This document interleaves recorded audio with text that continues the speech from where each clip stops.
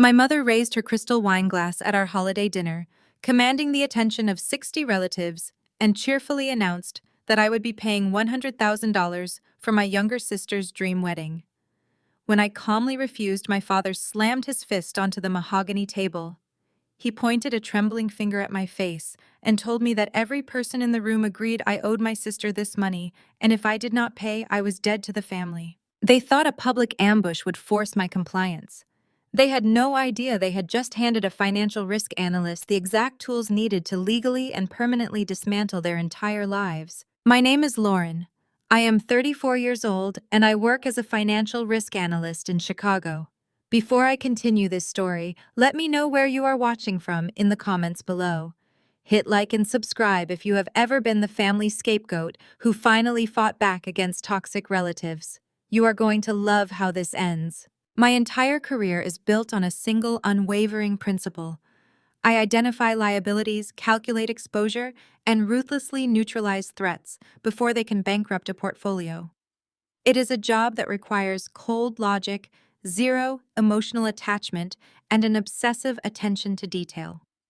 I evaluate risks for a living, yet I never expected that the greatest liability I would ever have to neutralize would be the people sitting across from me at my own family dining table. The scene of the crime was my parents' sprawling house in the Chicago suburbs.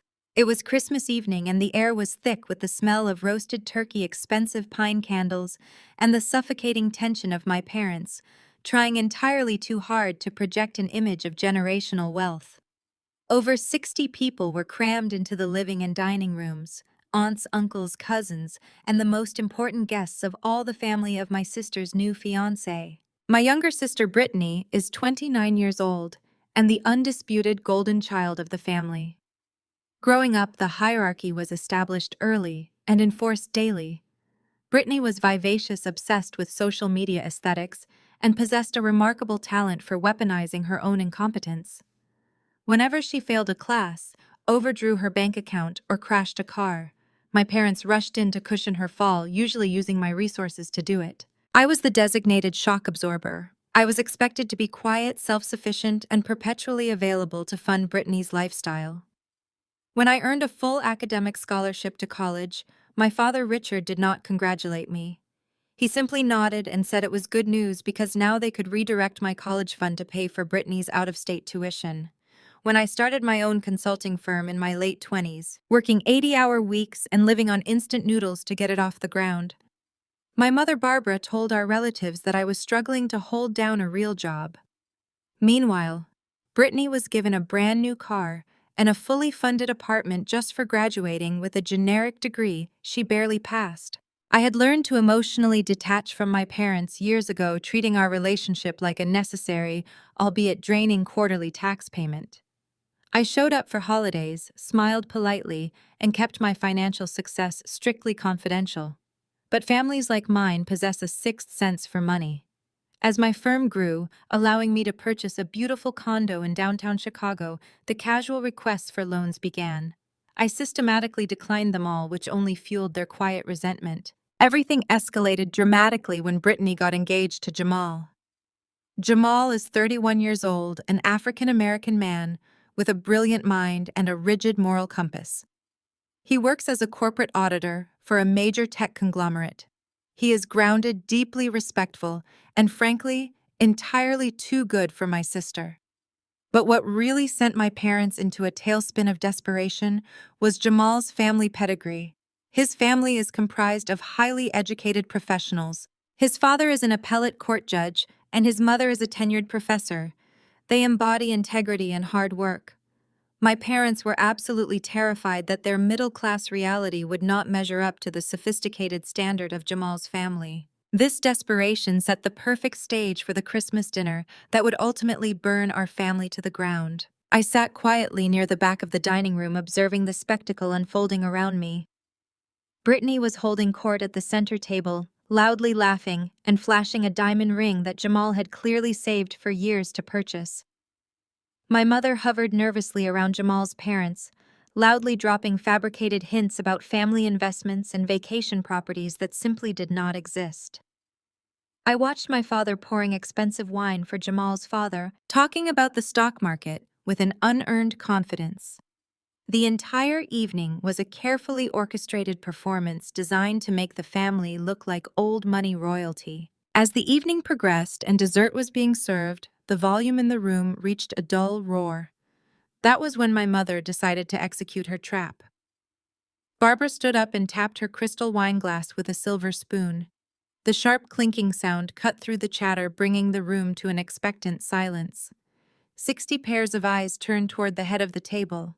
Barbara beamed, her face flushed with wine and performative pride. She looked at Jamal's parents with a wide, calculating smile before addressing the crowd. "If I could have everyone's attention," Barbara announced loudly. "As you all know, our beautiful Brittany is marrying the wonderful Jamal next year. We have been looking at venues, and Brittany has her heart set on the Grand Plaza." A murmur of impressed whispers rippled through the room. I knew instantly why. The Grand Plaza was the most exclusive, exorbitantly expensive venue in the entire city. A basic wedding package there started at $80,000. "We want nothing but the absolute best for our girls," my mother continued, her voice dripping with artificial sweetness. Her eyes scanned the sea of faces and finally locked onto mine across the room. Her smile tightened into a vicious smirk. "Which is why we are so incredibly proud to announce that Lauren, whose consulting business has been doing so well, has generously offered to completely fund Brittany's $100,000 dream wedding as her gift to the happy couple." The room erupted into applause. My aunts cooed, my cousins clapped, and Jamal's parents looked at me with warm, appreciative smiles. Brittany dramatically covered her mouth, squeezing out fake tears as she looked at me loudly, thanking me for being the best sister in the world. I froze, my fork hovering halfway to my mouth.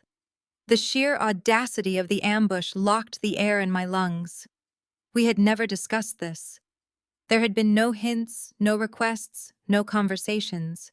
Barbara had intentionally trapped me in front of 60 people, banking on the assumption that my desire to avoid a public scene would force me to silently accept this massive financial execution. I slowly lowered my fork to the plate, the quiet clink echoing loudly in my own ears. The applause around the room began to die down, replaced by a heavy, expectant silence.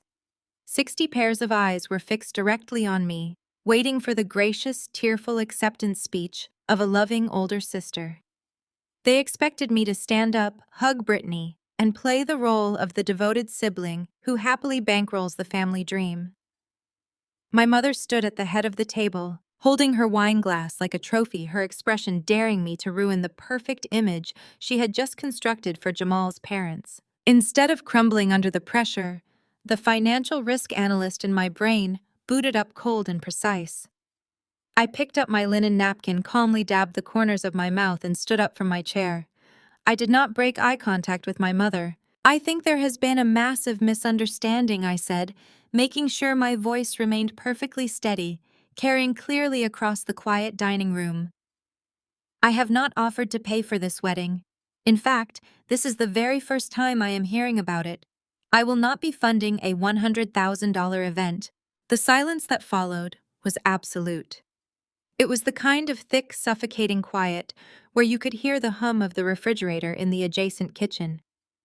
Jamal's parents exchanged a swift, incredibly uncomfortable glance. Jamal shifted in his seat, his brow furrowing as he looked from Brittany to me. Brittany's fake tears vanished, instantly replaced by a look of sheer, unadulterated panic. "Lauren, please!" My mother forced a strained, high-pitched laugh, her eyes silently begging me to back down and play along.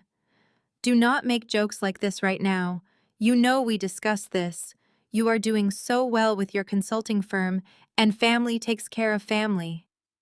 "We never discussed this, Mom," I replied, keeping my tone entirely devoid of emotion. "And I do not have $100,000 to drop on a party, nor would I spend it if I did." That was when my father snapped. Richard slammed his heavy fist onto the dining table, making the fine china and crystal glasses rattle violently. He stood up, knocking his chair back. His face was purple with rage, completely abandoning the wealthy, sophisticated patriarch facade he had been performing all night. "Listen to me very carefully, Lauren," Richard growled, pointing a trembling finger directly at my face from across the room. "You have hoarded your money for years while your sister struggled to get by. We paid for your entire life growing up. Every single person at this table agrees that you owe her this. You will pay for this wedding or you are dead to this family. You can walk out that door right now and never come back." The entire room gasped. Jamal looked horrified. His posture stiffened abruptly as he stared at my father in absolute disbelief, clearly appalled by the sudden hostility and extortion happening right in front of him. I looked around the room at the relatives who had just applauded me seconds ago. These were the aunts and uncles who had watched my parents drain my savings accounts when I was a teenager to pay for Brittany's mistakes. They all looked away, staring awkwardly at their plates, completely complicit in their silence. Not a single person spoke up to defend me. "I owe her," I asked softly, the ice in my voice dropping the temperature in the room even further. I reached for my winter coat draped over the back of my chair. "Let us talk about what I owe. Do I owe her for the $40,000 in student loans I had to take out because you drained my college fund to pay for Brittany's out-of-state tuition? Do I owe you for the luxury vehicle currently sitting in the driveway, Mom? The one registered in my name because your credit score was too low to secure the lease, which I am still paying for every single month." Barbara gasped loudly, her hand flying to her chest in mock horror. "How dare you bring up private family financial matters in front of our guests? When you analyze financial risk for a living, you learn to spot a bad investment from a mile away. My family was a toxic asset, and I was finally cutting my losses." Jamal's father, an appellate court judge, slowly set his napkin down, his sharp eyes scrutinizing my parents. He possessed a career built on detecting lies, and the sudden tension in his jaw told me he recognized the extortion happening at this dinner table. "You brought up my personal finances in front of 60 people, I countered coldly, slipping my arms into my coat. "I am just correcting the balance sheet so everyone has the accurate numbers." I picked up my purse and looked directly at Jamal. He was staring at Brittany, his expression unreadable, but clearly troubled by the explosive revelation of her family's actual financial state. "Jamal, you seem like a genuinely good man," I said clearly. "I highly suggest you look closely at the books before you merge your assets with this family. The math does not add up, and they will drag you down with them." Without another word, I turned my back on the stunned room and walked out the front door. I stepped out into the biting Chicago winter, the freezing wind whipping against my face. The snow crunched heavily beneath my boots as I marched toward the street, leaving behind the warm glow of the house. Inside that building was a lifetime of conditional love, constant comparisons, and relentless financial exploitation. I was leaving it all behind without a single ounce of regret or hesitation. The cold air hit my lungs, but I felt nothing but an overwhelming sense of liberation. The invisible chains of family obligation that had suffocated me for 34 years were finally severed. I had survived their ultimate public trap by simply refusing to participate in the delusion.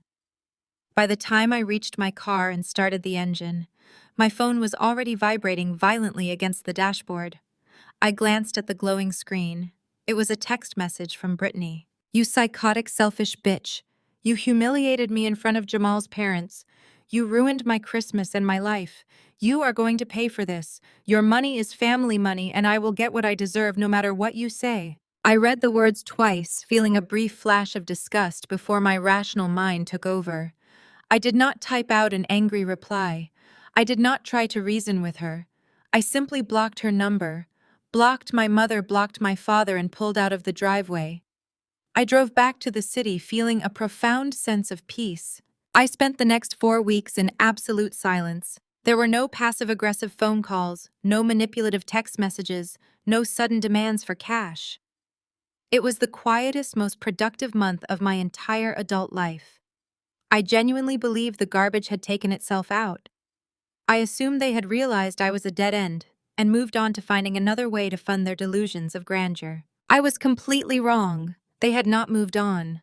They had just moved underground, preparing a trap so devastating they thought I would never escape. It was late January, exactly 1 month after the Christmas debacle. I was sitting in my downtown office reviewing a complex risk assessment portfolio for a corporate client when a notification pinged into my personal inbox. The sender address was billing at thegrandplaza.com. I opened it, assuming it was promotional spam. It was not. The email was a courtesy reminder that the second installment of $25,000 for the Blackwell Thornton wedding was due on February 15th. It requested that I ensure funds were available on the card, ending in 4092, which had been used for the initial $15,000 deposit. Attached was an updated contract. My blood ran completely cold.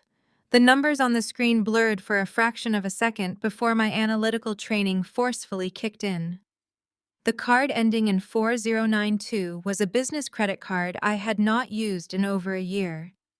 I kept it locked in a safe at home specifically designated for emergency corporate expenses. But it was an account I had originally opened years ago, back when my mail still went to my parents' suburban house. I clicked on the attached PDF file. It was a 20-page legally binding contract with the Grand Plaza for a premium wedding package. The total cost was $105,000. And right there at the bottom of the last page, listed under primary financial sponsor and contract holder, was my full name. Next to it was a signature that looked vaguely like mine, but was undeniably forged. They had not just stolen my credit card information, they had stolen my social security number, forged my signature on a six-figure contract, and committed felony identity theft. My heart hammered against my ribs, but I refused to panic. Panic is an emotional response, and emotions are liabilities in a crisis. Instead, my mind compartmentalized the threat. Barbara and Brittany had crossed the line from toxic family dynamics into federal crime. I immediately logged into my secure bank portal and navigated to the account linked to the compromised card. There it was, staring back at me. A pending authorization from the Grand Plaza for $15,000 dated just 2 days ago. The transaction had not been flagged by fraud protection because the billing address on file was still my parents' suburban home, and they had somehow bypassed the security questions. I picked up my phone and dialed the events manager at the Grand Plaza. A woman named Claire answered, her tone dripping with the manufactured sweetness reserved for high-paying clients. The Grand Plaza Events. This is Claire, how can I help you? Claire. This is Lauren Miller. I just received a billing statement for a wedding contract under my name. Oh yes, Ms. Miller. It is so wonderful to speak with you, Claire gushed. Your mother and sister were just in here on Tuesday. They are an absolute delight. We ran the initial $15,000 deposit on your card as instructed. Is there an issue with the second installment? My mother and sister were there in person, I asked, keeping my voice terrifyingly calm. And they presented my credit card. Well, your mother had the card numbers written down, and since she had a photocopy of your driver license and all your personal information to fill out the sponsor forms, we processed it manually. She signed the primary contract on your behalf, stating she had your power of attorney for the event. Power of attorney. The audacity was staggering. Barbara had used an old photocopy of my identification likely kept from when I lived at home and blatantly lied to a luxury vendor to secure a $105,000 contract in my name. Claire. I need you to listen to me very carefully, I said, my voice dropping an octave. I did not authorize this transaction. I did not sign that contract. I do not have a power of attorney on file with my mother. You have processed a fraudulent charge. There was a sharp intake of breath on the other end of the line. Excuse me, Ms. Miller, your mother assured us. My mother lied to you. However, do not cancel the contract yet. Do not alert them. Send me a certified copy of the contract, the internet protocol logs of any digital forms filled out, and preserve your lobby security footage from Tuesday. I am going to deal with this internally first. I will have to speak with our legal department. Claire stammered, clearly terrified for her job. Do that, I replied. But the contract remains active under my name for now. I will be in touch. I hung up the phone. I did not call the police. I did not call the bank to reverse the charge immediately. If I did that, Barbara and Richard would simply play the victim. They would spin a story to Jamal and his esteemed family about a misunderstanding or a bank error. They would find another way to manipulate the situation, likely taking out predatory loans to cover the costs just to save face. No. If they wanted to play with financial ruin, I was going to let them put all their chips on the table before I burned the casino down to the ground. I unblocked my father's number and dialed. He answered on the second ring, his voice dripping with smug satisfaction. Well, well, look who finally decided to come crawling back, Richard sneered. I assumed you would call once you saw the email. Have you come to apologize for your little tantrum at Christmas? You committed felony fraud, Richard, I said smoothly. You and Mom forged my signature and used my social security number to open a $100,000 contract. He let out a harsh, barking laugh. Fraud. Do not be dramatic, Lauren. You are family. Families share assets. Your mother just pushed the paperwork through to secure the date. Jamal's family is incredibly powerful. His father is a federal judge and his mother is a respected university professor. Do you have any idea how embarrassing it would be if we had to scale down the wedding now? You have the money, you are going to pay for it, and you are going to shut your mouth. Or what I asked, my voice deadly quiet. Or I will personally make sure every client in your little consulting firm knows that you are a selfish, unstable daughter who tried to ruin her own sister's wedding. Richard threatened, his voice dropping into a vicious growl. You want to call the cops? Go ahead. See how a messy public family lawsuit impacts your corporate contracts. See how Jamal's family reacts when they find out you are trying to send your own mother to prison over a few bucks. Pay the bill, Lauren. It is the cost of doing business in this family. He hung up abruptly. I sat in the silence of my office, letting his words hang in the air. He actually thought he had me cornered. He thought my desire to protect my professional reputation would force me to silently absorb a six-figure theft. He thought he was the smartest person in the room. He had no idea he had just handed me the exact weapon I needed to completely destroy his life. I picked up my phone and dialed my personal attorney, a ruthless corporate litigator named David, who specialized in financial fraud and contract law. David, I said when he answered, I need you to pull a vendor contract from the Grand Plaza. My mother forged my signature to secure a $105,000 wedding package, but I do not want to press criminal charges yet. David was silent for a moment. You want to let them steal from you? He asked, clearly confused by my directive. No. I smiled, staring out at the freezing Chicago skyline through my office window. Because she forged my signature as the primary sponsor legally, I am the sole owner of that contract, correct? Technically, yes. If your name and social security number are on the primary sponsor line, the venue considers you the sole decision-maker for the entire event. Why? Because, I replied softly, I want to wait until 48 hours before the wedding. Let them print the invitations. Let them book the flights. Let them brag to Jamal's prestigious family. And then I am going to legally cancel every single vendor. I want to know exactly how to execute the kill switch. The next 4 months became an exercise in supreme calculated restraint. While my family was busy constructing a fragile house of cards on top of a foundation of felony fraud, I was quietly securing the perimeter. I needed an airtight case, one that would leave absolutely no room for denial or emotional manipulation when the hammer finally dropped. David moved swiftly and quietly. He formally subpoenaed the security footage from the Grand Plaza. The high-definition video clearly showed Barbara and Brittany sitting in the venue office, manually handing over my stolen credit card details to the event manager. He secured the internet protocol logs from the digital contract portal, proving the signature had been executed directly from the wireless network at my parents' suburban home. We had undeniable physical proof of identity theft and wire fraud. But I did not stop there. The financial risk analyst in me needed to understand the full scope of their exposure. How deep were they in this lie? I needed to know exactly what they had told Jamal and his family to secure this engagement. I hired a discreet private investigator to run a comprehensive background check on Jamal and his relatives. I did not want to dig up dirt on them. I wanted to understand exactly what kind of people my parents were trying to impress. The report was incredibly illuminating. Jamal was not just a corporate auditor. He was the senior lead of internal compliance for a Fortune 500 company.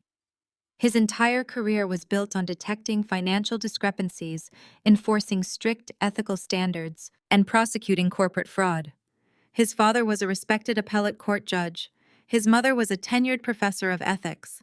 Jamal's family was the very embodiment of integrity, transparency, and hard work.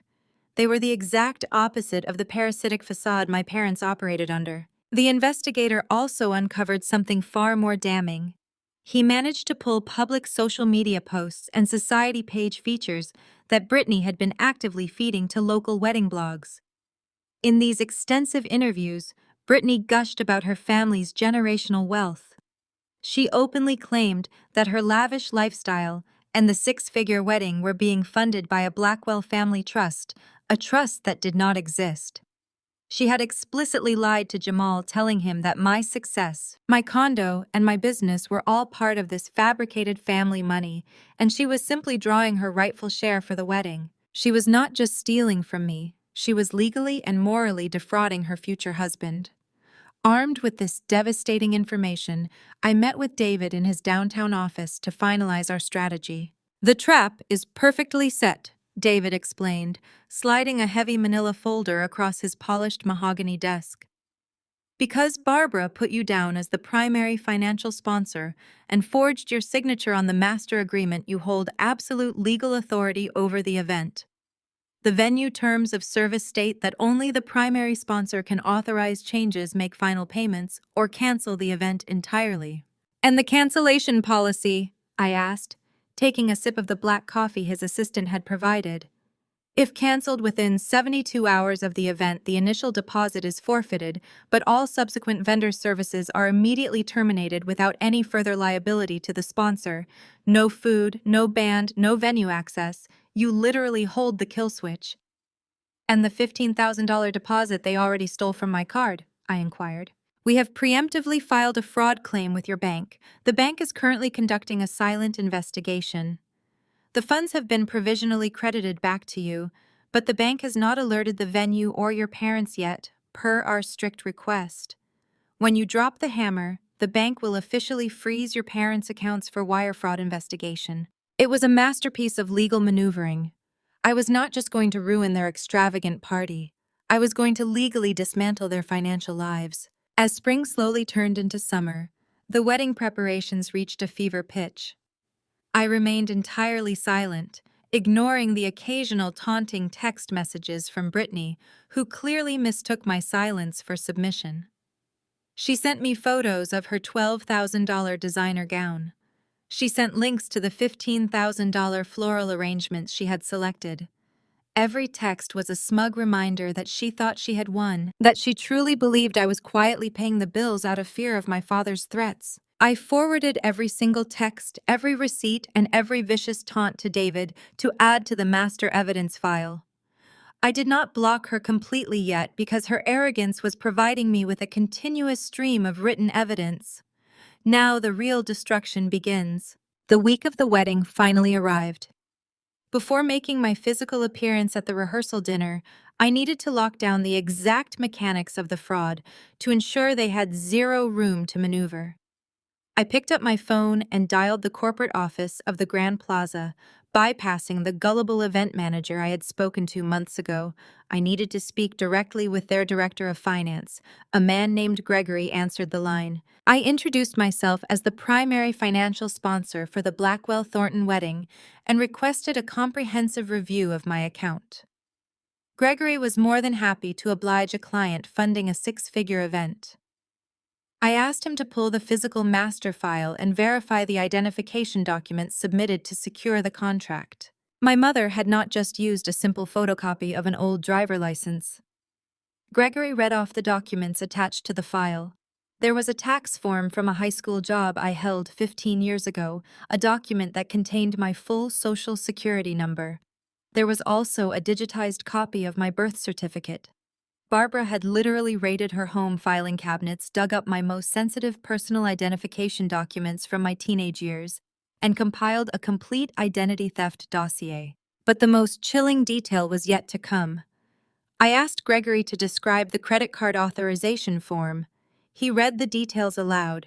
They had used the corporate card ending in 4092, but they had also set up a secondary line of credit directly through the venue financing partners. They used my social security number to open a $30,000 loan to cover the floral arrangements and the live band, successfully executing massive credit fraud under my identity. Listening to Gregory rattle off the loan terms, the realization of the sheer magnitude of their crime settled over me. This was no longer just a desperate mother trying to throw a party. This was a calculated, multi-layered felony forgery committed by both Barbara and Brittany. They had sat in that luxury office, looked an event manager in the eye, and systematically impersonated me to steal tens of thousands of dollars in credit. They had mortgaged my financial future so Brittany could have an ice sculpture and imported orchids. Gregory asked if I wanted to process the final payment over the phone. I kept my voice perfectly even and told him I would be handling the final authorization in person by the end of the week. I ended the call and sat in the heavy silence of my office. The risk analyst in me mapped out the exact prison sentences for wire fraud, identity theft, and forgery in the state of Illinois. They were looking at 5 to 10 years in a federal penitentiary. I opened my encrypted files and added the new information to the growing arsenal. I drafted a comprehensive timeline of their crimes, matching each fraudulent signature to the specific date and time they visited the Grand Plaza. I highlighted the exact moment they applied for the secondary loan using my social security number. Every piece of paper was a nail in their coffin. Brittany sent another text message later that afternoon. It was a photo of her getting a premium manicure, her diamond engagement ring catching the light. The caption read, "That a flawless bride needs flawless hands," followed by a reminder that I needed to ensure the final catering payment cleared by tomorrow morning so they could start preparing the imported premium beef. I stared at the image of her perfectly polished nails. She was sitting in a salon entirely unbothered while actively committing federal crimes. The sheer entitlement was almost clinically fascinating to observe. I took a screenshot of her text and dragged it into the evidence folder. I called my attorney David to update him on the secondary venue loan I had just uncovered. David was silent for a long moment before letting out a low whistle. He confirmed that the secondary loan escalated the situation from basic credit card fraud to aggravated identity theft. He advised me that the moment I pulled the plug, the financing company would immediately file police reports because they were essentially an unsecured creditor holding a fraudulent contract. We finalized the timeline for the kill switch. I would attend the rehearsal dinner on Thursday evening. I would present the evidence. The moment I walked out of that restaurant, David would electronically serve the Grand Plaza with a formal cease and desist order, accompanied by an affidavit of forgery and an immediate cancellation directive. The venue would be legally mandated to lock the doors, throw out the food, and terminate all services to prevent further liability. The beauty of this strategy was its absolute finality. Barbara and Richard would not have a single day to secure emergency loans or beg relatives for cash to save the event. By dropping the hammer at the rehearsal dinner 48 hours before the ceremony, I was ensuring the wedding would be completely and spectacularly annihilated. I closed my laptop and packed the physical copies of the evidence into a thick manila folder. I placed the folder into my leather briefcase. I had spent my entire life being treated as a secondary citizen in my own family, a silent bank account meant to fund the golden child. They had mistaken my quiet independence for weakness. They had mistaken my distance for compliance. I looked at my calendar. It was Thursday. The rehearsal dinner was scheduled to begin at 7 o'clock. The venue was a prestigious steakhouse in the city center, a place chosen specifically to intimidate and impress Jamal's highly educated family. Barbara and Richard were likely already there, sipping expensive champagne and pretending to belong to a social class they had only ever viewed from the outside. I walked to my closet and pulled out a sharp, tailored black suit. It was time to show my family exactly what happens when you turn a financial risk analyst into a hostile creditor. As I adjusted the crisp lapels of my tailored suit jacket, My cell phone vibrated sharply against the glass surface of my vanity table, shattering the quiet of my bedroom. The screen illuminated with my father's name. Richard. I had temporarily unblocked his number earlier that morning to monitor their level of desperation as the final vendor deadlines rapidly approached. I stared at the glowing screen for a few seconds, calculating the exact psychological angle he was about to play. I swiped to accept the call, placed the phone on speaker, and set it down next to my heavy leather briefcase. "Are you actively trying to ruin your sister's life, or are you just completely incompetent?" Richard barked. There was no greeting, no attempt at casual conversation. His voice was laced with the kind of condescending authority he had used to terrorize me throughout my entire childhood. "Brittany has been trying to process the final catering authorization for the imported beef all afternoon. The venue finance office is telling us there is a hold on the primary account. Call your bank and authorize the release right now." "There is no hold on the account," Richard was replied, keeping my voice entirely stripped of emotion. "The account is functioning exactly as intended. I simply did not authorize a payment for a contract that was forged under my name." I could hear him exhale heavily, a theatrical sigh designed to make me feel like a difficult, unreasonable child. "We are not doing this again, Lauren. Stop being so intensely dramatic over a few signatures. Nobody forged anything. Your mother simply expedited the paperwork because you were being stubborn and selfish at Christmas. We are a family. Families pool their resources. We are just using your good credit standing to secure the reservations. You should be honored that we trust you to hold the master contract for such a prestigious event." The sheer velocity of his gaslighting was almost impressive. In a matter of seconds, he had completely minimized felony identity theft, reframed a massive financial crime as a mere administrative shortcut, and tried to convince me that I should be grateful for the opportunity to be exploited by my own parents. Using my good credit standing involves stealing my social security number to take out a $30,000 secondary loan, I stated clearly. That is not expediting paperwork. That is aggravated identity theft and wire fraud. "It is a temporary transfer of liability," Richard shouted, his facade of control beginning to fracture into desperation. "You have hundreds of thousands of dollars sitting around doing absolutely nothing." Brittany needed a safety net to ensure the floral arrangements and the live band were secured. I was planning to pay that specific loan off immediately after the wedding, using the cash gifts from the guests. "You are making a massive legal issue out of a standard financial bridging strategy.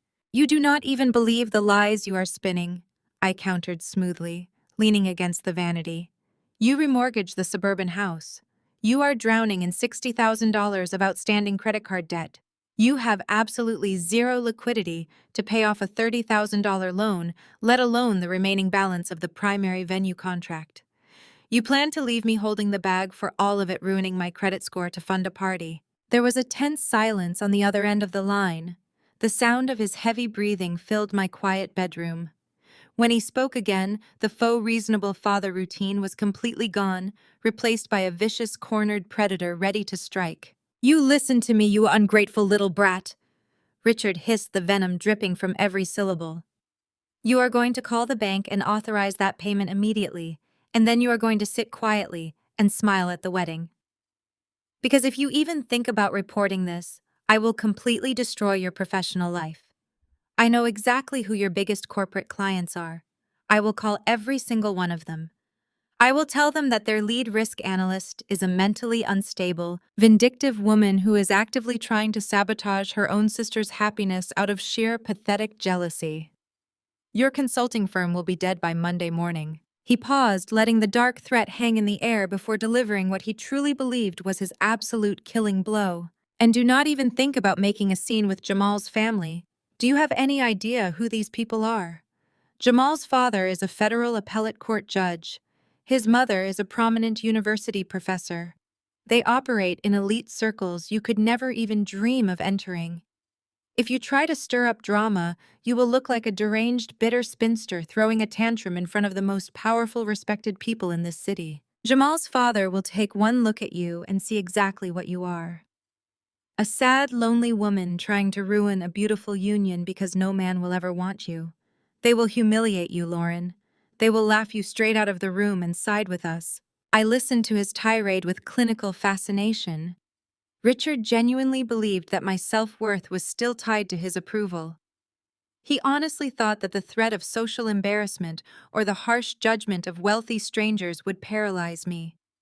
He was relying on the terrified, compliant teenager I used to be, completely blind to the calculating, independent woman I had become. "Are you finished?"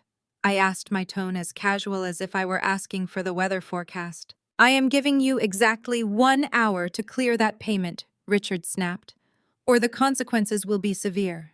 "I understand the consequences perfectly, Richard," I replied. "Enjoy your dinner tonight." I ended the call and placed my phone securely inside my purse. My pulse was completely steady. There was no fear, no hesitation, no lingering doubt.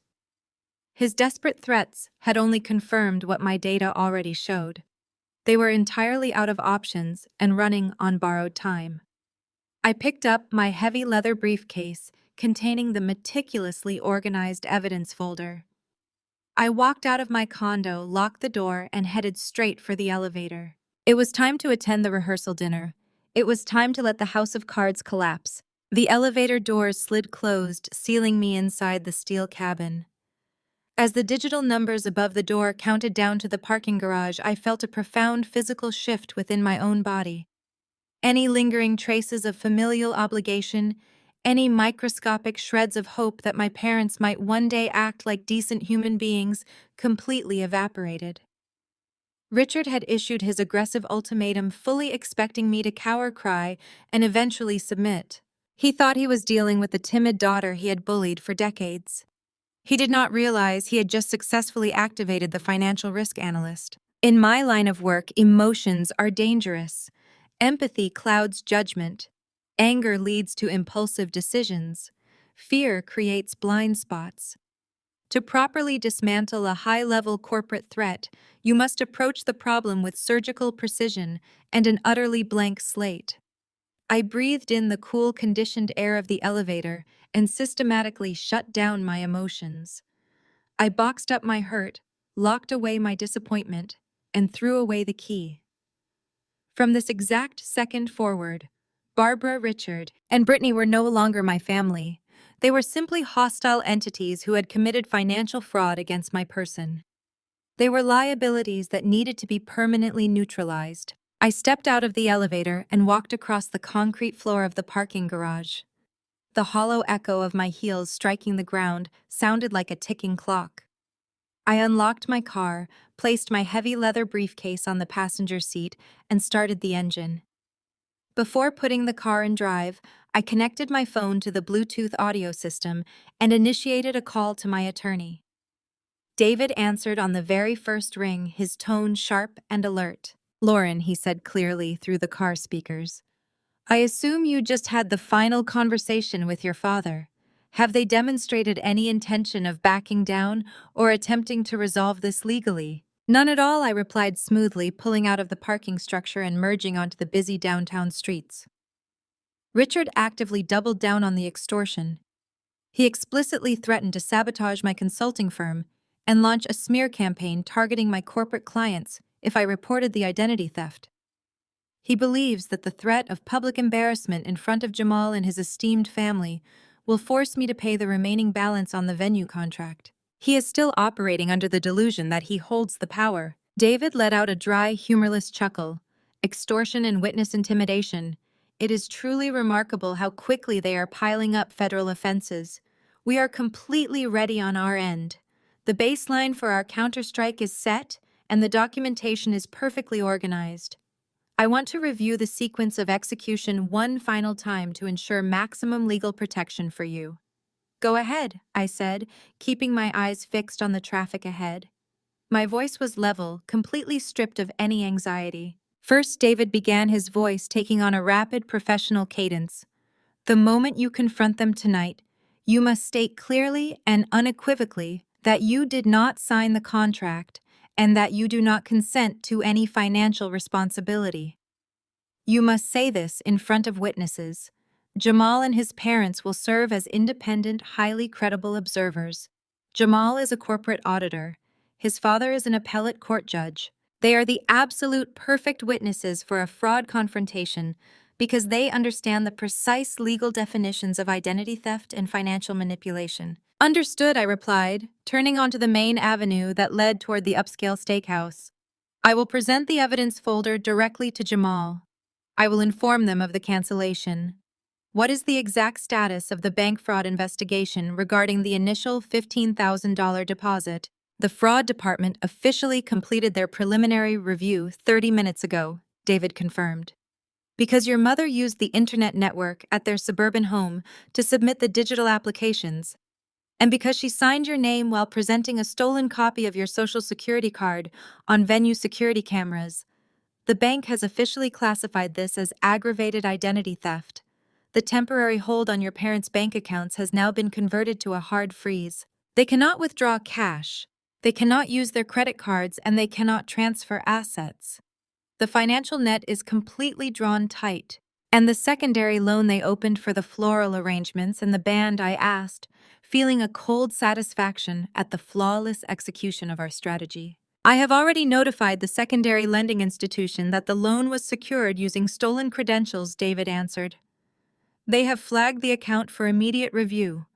Once the venue reports the massive cancellation tonight, that secondary lender will initiate their own criminal complaint. Lauren, by the time the sun rises tomorrow, your parents will be facing multiple corporate lawsuits, bank fraud investigations, and severe criminal charges. They are about to lose absolutely everything. You need to be prepared for the magnitude of the fallout. Are you certain you want to proceed with maximum hostility? I gripped the steering wheel, my mind perfectly clear. They stole my identity, David. They attempted to saddle me with a massive amount of high-interest debt to fund a lavish party, and when caught, they threatened to destroy my entire career. I am not initiating hostility. I am simply holding them fully accountable for the risks they chose to take. Proceed exactly as planned.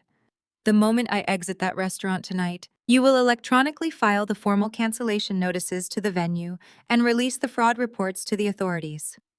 No mercy, no hesitation. Copy that, David said, a hint of professional respect in his voice. You have the floor, Lauren. Good luck. I disconnected the call as the glowing sign of the steakhouse came into view. The restaurant was a fortress of brick and glass, radiating an aura of exclusive wealth. It was the perfect stage for my parents' grand illusion. I pulled my car into the valet zone, put the vehicle in park, and handed the keys to the waiting attendant. I picked up my briefcase from the passenger seat.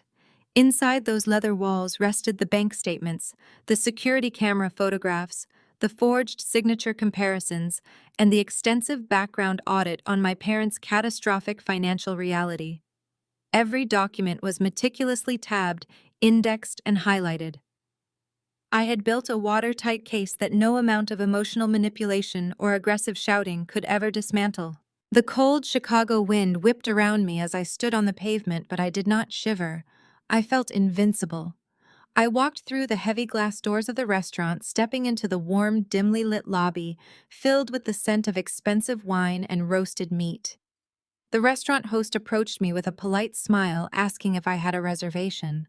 I gave him the name of the party, entirely ready to deliver my wedding gift. As the host turned to lead the way down the softly illuminated corridor, the heavy leather briefcase in my right hand served as a grounding physical reminder of the digital war I had waged over the past 4 months.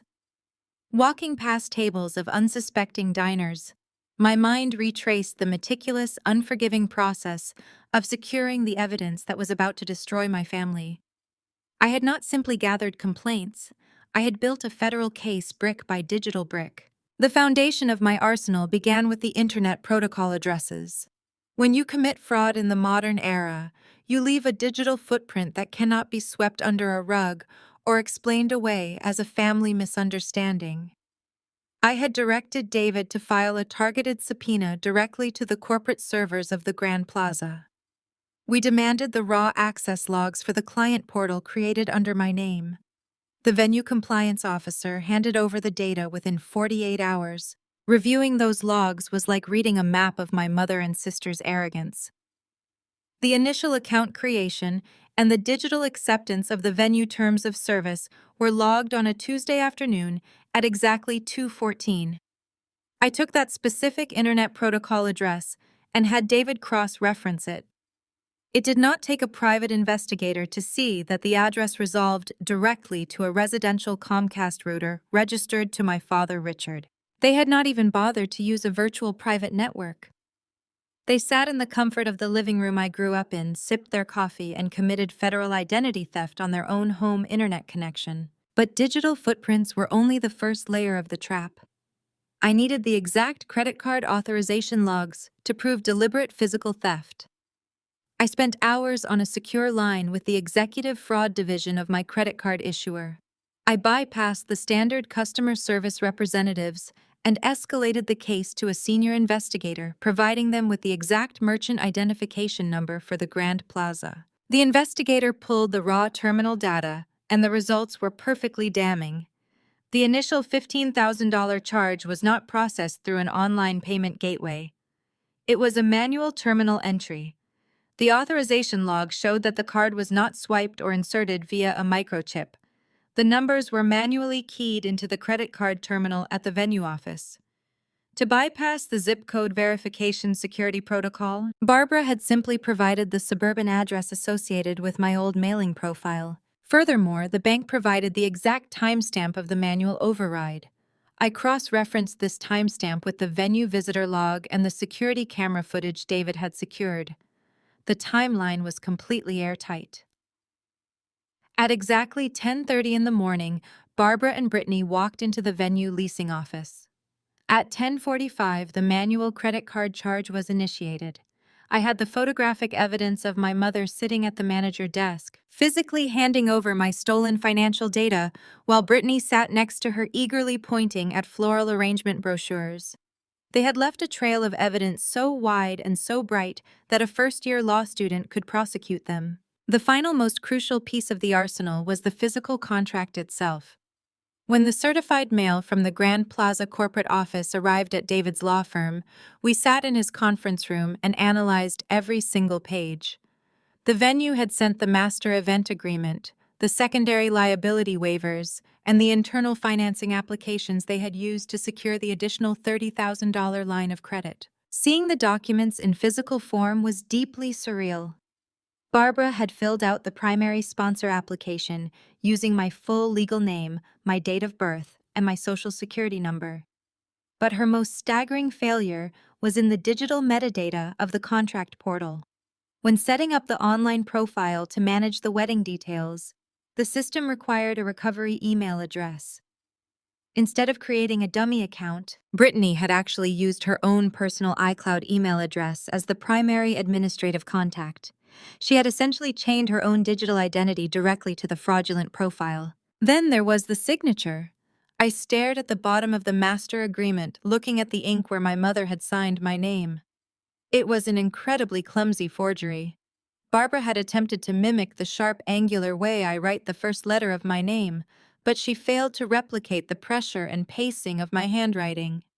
We had an independent forensic handwriting expert review the document against legitimate samples of my signature from my corporate filings. The expert concluded with absolute certainty that the signature on the venue contract was a deliberate, albeit amateurish, fabrication. I had taken all of these elements, the Internet Protocol logs linking the crime to their home, router, the terminal authorization logs proving manual credit card theft, the security photographs showing them in the act, the metadata tying Brittany's personal email to the fraudulent account, and the forensic handwriting analysis, and I bound them together.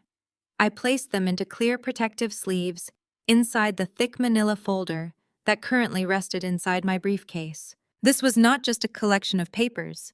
It was a perfectly engineered financial guillotine. In my profession, you do not strike until you have completely eliminated all variables. I had spent 4 months ensuring that when I finally confronted them, there would be absolutely no room for negotiation, no space for gaslighting, and no possibility of escape. They had weaponized their parental authority my entire life, but they had fundamentally misunderstood the arena they had just stepped into. You do not commit paper crimes against an auditor and a risk analyst and expect to walk away clean. The host stopped walking and gestured toward a set of heavy frosted glass doors at the end of the corridor. The muffled sounds of clinking silverware, wealthy laughter, and celebratory toasts seeped through the cracks. Behind those doors sat the architects of my lifelong misery, currently celebrating a luxury event purchased with my stolen identity. They were completely oblivious to the fact that their entire world was about to be legally and financially dismantled. I thanked the host and stepped forward. I adjusted my grip on the leather briefcase, feeling the satisfying weight of the evidence inside. I took one final steadying breath, completely devoid of any fear or hesitation. It was time to execute the cancellation. Before pushing those heavy frosted glass doors open, I allowed myself to stand in the corridor for a brief moment. Through a narrow gap between the oak frames, I could observe the private dining room without being seen. I watched the people sitting around the lavishly decorated table. My eyes bypassed. My mother ignored my father and completely skipped over my sister. My analytical focus locked entirely onto the man sitting at the center of the room, Jamal. He was the most critical variable in this entire equation, and the primary reason my counterstrike was guaranteed to succeed with absolute devastation. When you prepare to dismantle a hostile entity, you must understand the psychology of the person who will be reviewing your evidence. I had not just audited my parents, I had audited my future brother-in-law. The private investigator I hired had compiled a massive dossier on Jamal and his family, and the findings were nothing short of extraordinary. Jamal was not merely a low-level accountant crunching numbers in a cubicle. He was the senior lead of internal compliance for one of the largest tech conglomerates in the United States. His entire professional existence was dedicated to identifying financial discrepancies, enforcing strict regulatory ethics, and aggressively prosecuting corporate fraud. The investigator had uncovered articles detailing Jamal's swift rise through the corporate ranks. He possessed a fearsome reputation for being completely uncompromising. 2 years ago, he had uncovered a minor embezzlement scheme involving a senior vice president who had mentored him early in his career. Jamal did not hesitate. He did not let personal affection cloud his fiduciary duty. He reported the executive handed over the forensic accounting data and watched his mentor get escorted out of the building by federal authorities. He was a man who viewed financial deception as a profound moral failing. This strict ethical framework was not just a byproduct of his profession. It was deeply embedded in his DNA. Sitting directly across the table from Jamal were his parents. His father, a federal appellate court judge, had built a formidable legacy in the judicial system, enforcing the law with an iron fist. His mother, a tenured professor of ethics at a prestigious university, had published multiple books on moral philosophy and corporate responsibility. They were a prominent African-American family who had navigated their way to the absolute pinnacle of their respective fields through relentless hard work, pristine reputations, and unimpeachable integrity. Observing them sipping their wine and exchanging polite conversation with my parents, the sheer magnitude of the impending collision became beautifully clear. My family was a hollow shell of maxed-out credit cards, remortgaged properties, and suburban desperation. Jamal's family represented genuine generational achievement. The gap between these two realities was so vast that it begged a terrifying question. How had Brittany managed to bridge this canyon of social and financial disparity long enough to secure an engagement ring? The answer to that question rested inside the manila folder in my briefcase, sourced directly from the private investigator's deep dive into Brittany's digital communications. My sister had not just lied about her personality, she had fabricated an entirely alternate financial universe. In order to make herself an acceptable match for a family of judges and corporate auditors, Brittany had invented something she called the Blackwell Family Trust. According to the intercepted emails, text messages, and society blog interviews the investigator had pulled, Brittany had completely rewritten our family history. She told Jamal and his parents that our father Richard was not a mid-level manager drowning in debt, but rather the quiet patriarch of a highly lucrative logistics empire. She claimed that our family possessed vast, untouchable generational wealth secured in offshore accounts and high-yield investment portfolios. But the most infuriating part of her massive lie was how she explained my assets. Jamal was an observant man. He had undoubtedly noticed the stark contrast between Brittany's lavish spending habits and her entry-level salary. To cover her tracks, Brittany had weaponized my achievements. She told Jamal's family that my expensive downtown Chicago condo, my luxury vehicle, and my frequent international travel were all funded by this non-existent Blackwell family trust. She had looked her future husband in the eye and told him that my highly successful consulting firm was nothing more than a vanity project funded by Richard to keep me busy. She claimed I was an unstable, socially awkward trust fund baby who hoarded family resources while she, the humble and grounded younger sister, had chosen to live modestly until it was time to plan her wedding. She justified the $105,000 wedding budget by telling Jamal it was simply a mandatory distribution from the family trust. She convinced him that I was merely the administrator signing the checks on behalf of the estate. The sheer audacity of her fabrication was breathtaking. Brittany was preparing to marry a man who detected financial fraud for a living, and her entire relationship was built on a foundation of stolen identity and imaginary wealth. She had effectively turned my hard-earned independence into a prop for her own grand illusion. She had stolen my credit, forged my signature, and assassinated my professional character to a family of legal and financial experts, all to secure a wedding she could never afford. This was exactly why my strategy did not involve screaming, crying, or begging for an apology. Emotions would only feed into the narrative Brittany had already planted in Jamal's mind. If I walked into that room and threw an emotional tantrum, Jamal would see the unstable, jealous sister Brittany had described. Instead, I was going to walk into that room as the financial risk analyst. I was going to bypass my parents entirely and present raw, unadulterated data directly to a fellow auditor. I knew exactly how Jamal's brain worked. When presented with the Internet Protocol logs, the terminal authorization codes, the credit fraud alerts, and the forged signature analysis, he would not see a family dispute. He would see a massive radioactive legal liability. His compliance training would immediately override any romantic attachment.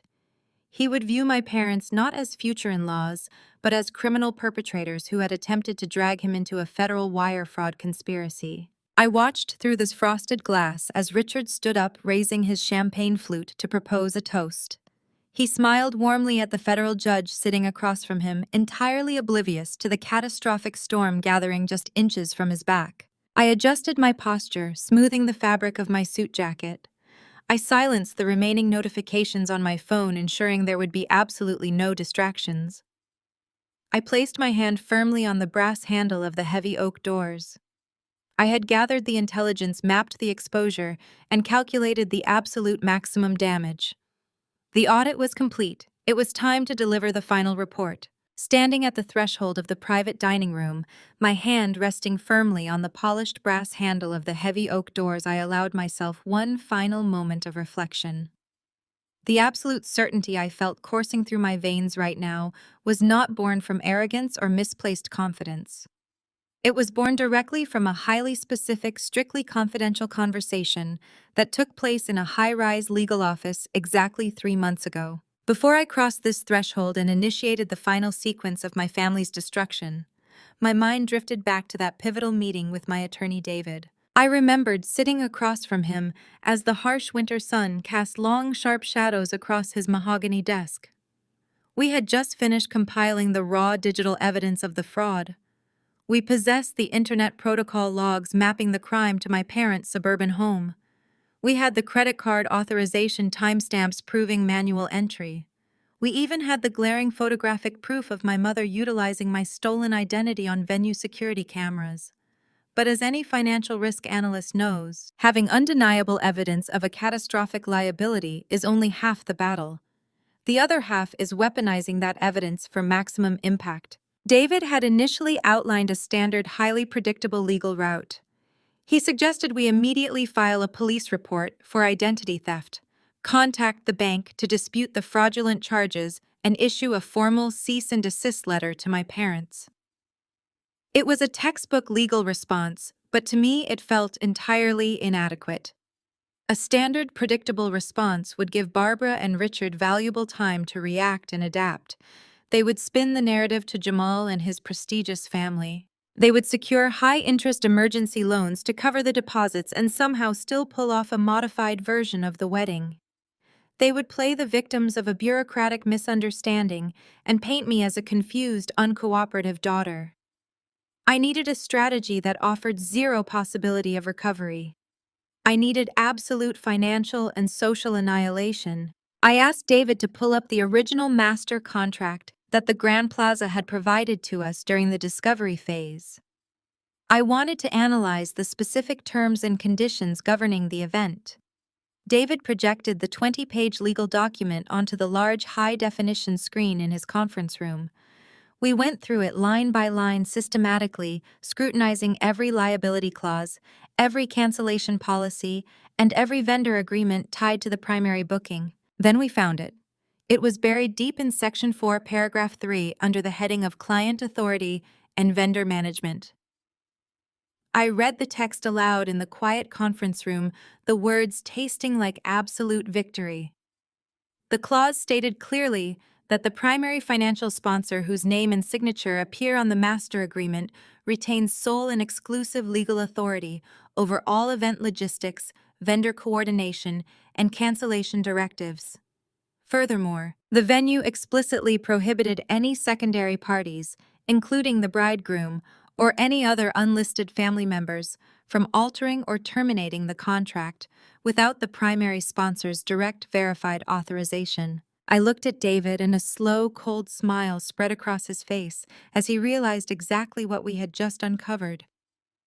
Barbara had thought she was being incredibly clever and resourceful by forging my signature. She genuinely believed she was successfully shifting the massive financial burden of a $100,000 wedding onto my shoulders while retaining all the control, glory, and social credit for herself and Brittany. But in her sheer arrogance and profound ignorance of basic contract law, she had achieved the exact opposite. By legally binding my name to the master agreement as the primary financial sponsor, she had unknowingly handed me the keys to the entire kingdom. David clarified the precise legal implications of this discovery. Because my name was the only one officially recognized by the venue and their partnered vendors, I was the only person on earth who could legally dictate the terms of the event.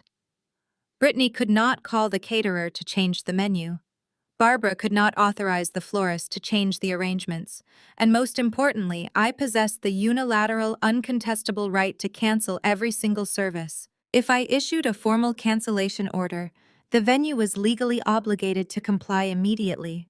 They could not accept a countermand from my parents because my parents were not the contract holders. In the eyes of the law and the venue management, my parents were absolute legal ghosts. It was the ultimate loophole. They had tried to trap me in a financial prison, but they had accidentally handed me the detonator. David explained that if we waited until the final payment deadline exactly 48 hours before the scheduled ceremony, the structural damage would be catastrophic and entirely irreversible. At that late stage, the initial $15,000 deposit would be strictly non-refundable. The vendors would have already procured the perishable goods, scheduled their staff, and committed their weekend resources.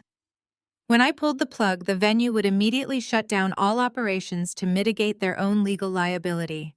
They would lock the doors, dismiss the staff, and demand payment for the breached contract from the people who actually initiated the fraud. We also reviewed the $30,000 secondary line of credit my mother had opened, using my Social Security number to fund the luxury floral arrangements and the live orchestra.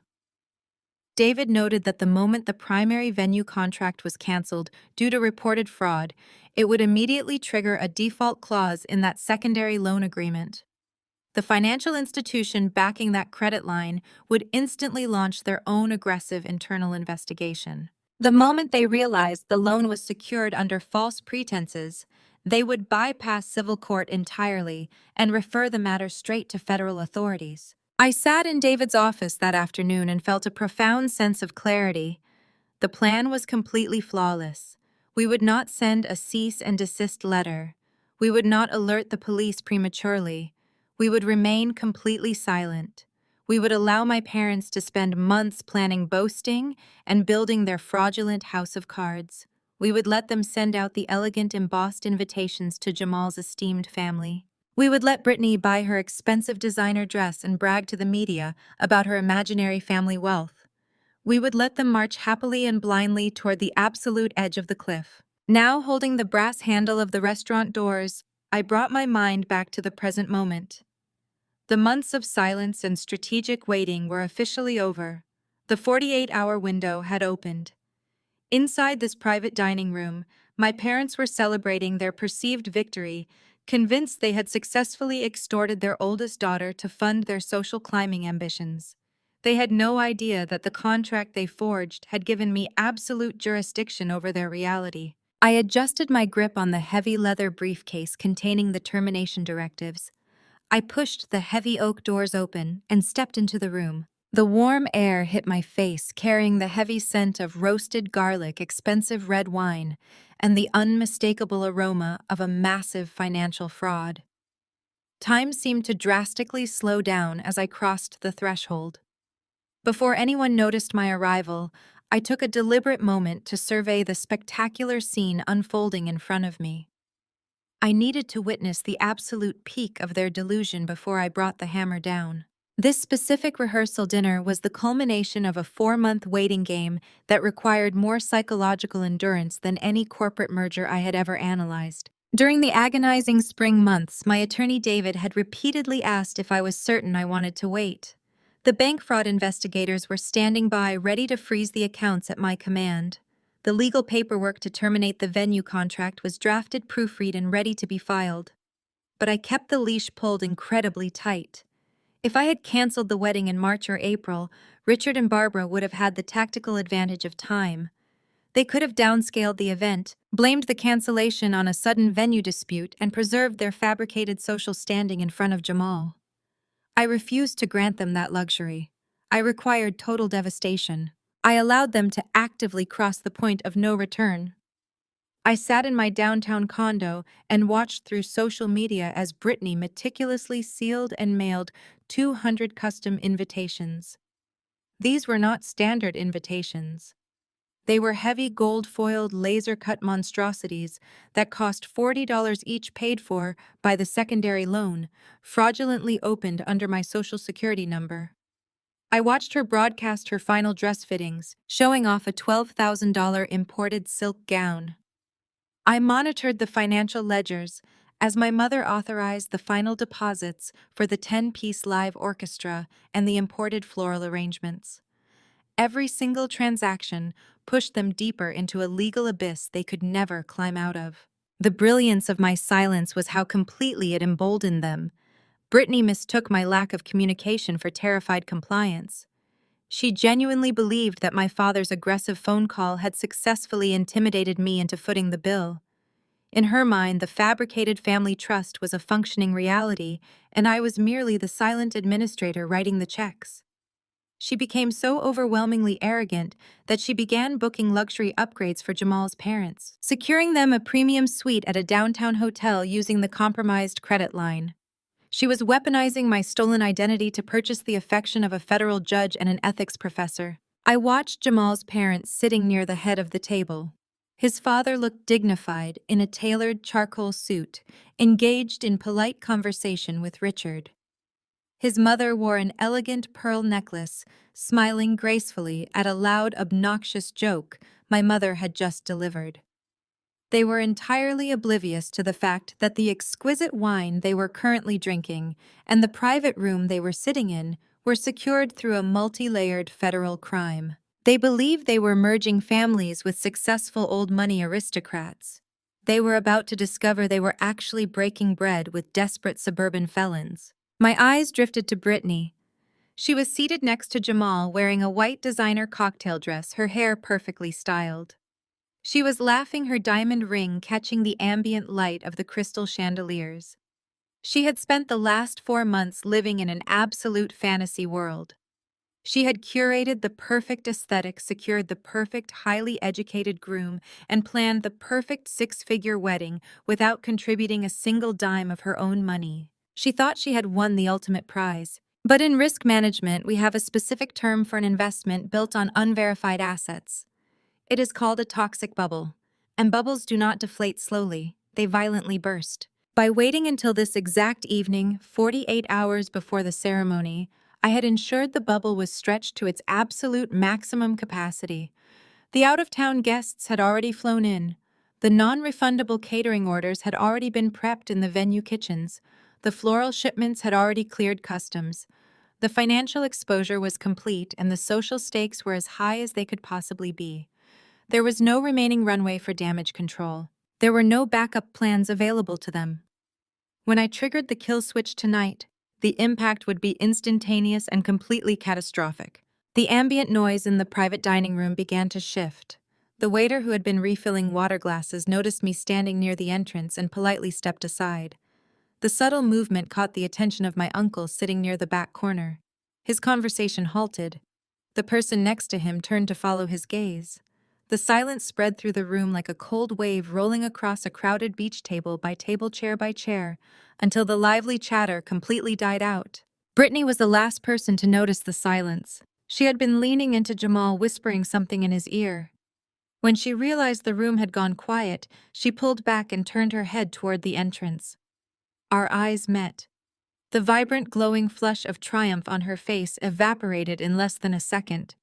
Her jaw went slack, and the champagne flute in her hand tilted dangerously. Barbara noticed the shift in her golden child and turned her head. My mother froze entirely, her eyes widening in sheer, unadulterated horror. She looked at me, then looked at the heavy leather briefcase I held firmly in my right hand.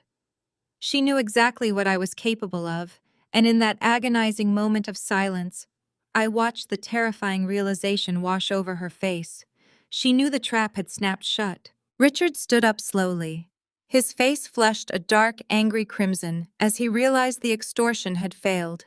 He glanced nervously at Jamal's parents, desperately trying to calculate a way to maintain his manufactured dignity. I did not wait for him to speak. I walked forward, my heels clicking sharply against the hardwood floor. The financial risk analyst was fully in charge now. It was time to initiate the liquidation. The room remained utterly motionless as I advanced toward the center table. My heels clicked rhythmically against the hardwood floor, echoing like a countdown in the suffocating silence. Richard stepped into my path, using his large frame as a physical barricade to protect his fraudulent empire. His face was a mask of suppressed rage, a stark contrast to the sophisticated patriarch he had been portraying all evening. "Lauren, you are not supposed to be here," Richard hissed under his breath, his tone a vicious threat meant only for my ears. "Get out right now before I have you dragged out to the street." I did not break my stride or show a single ounce of fear.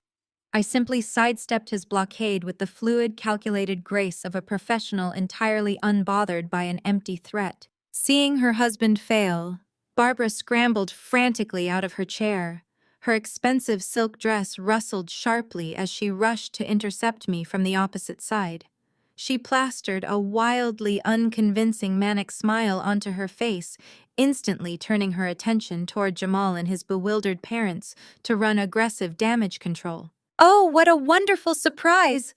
Barbara announced, her voice pitched unnaturally high to mask the absolute panic radiating from her eyes. "Judge Thornton." "Professor Thornton, this is our oldest daughter, Lauren. She has been working so incredibly hard overseas on a massive consulting portfolio. We assumed she could not make the international flight back in time for our rehearsal dinner." Jamal immediately stood up politely, adjusting his tailored suit jacket. His expression was respectful but heavily analytical, his auditor instincts clearly assessing the strange family dynamic unfolding before him. He extended a welcoming hand across the expensive table settings. "Lauren, it is a profound pleasure to finally meet you," Jamal said warmly. "Brittany told us you were tied up with corporate clients in Europe. We are so glad you could make it back to celebrate with us." I stopped right at the edge of the dining table, positioning myself directly between Jamal and his father. I did not take Jamal's extended hand. Instead, I looked directly at Brittany. She had visibly stopped breathing. Her knuckles were bone white as she gripped the edge of the white tablecloth, realizing her artificial reality was crumbling entirely. "Europe," I repeated, letting out a soft, humorless laugh that sliced cleanly through the heavy tension.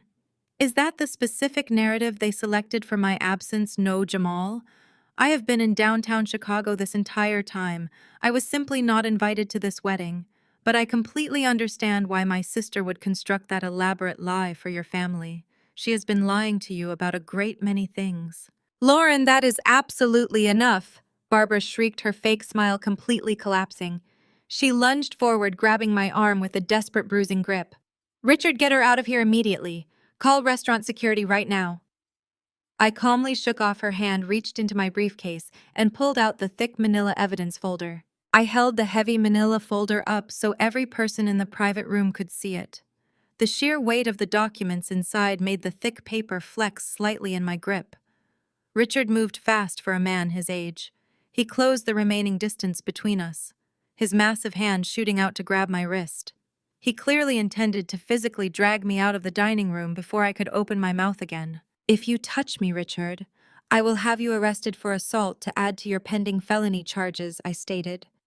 My voice was not loud, but it possessed a deadly icy authority that instantly froze him in his tracks. He knew I was not bluffing.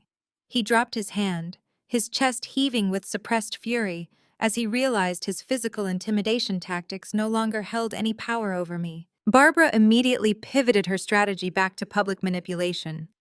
She turned to Jamal and his prestigious parents with an expression of profound manufactured tragedy. She pressed her hands to her cheeks, playing the role of a heartbroken mother dealing with a deeply disturbed child. Please forgive this horrible scene, Barbara pleaded, her voice trembling with fake sorrow. Lauren has struggled with severe mental health issues for years. She has these terrible paranoid episodes where she invents lies to seek attention.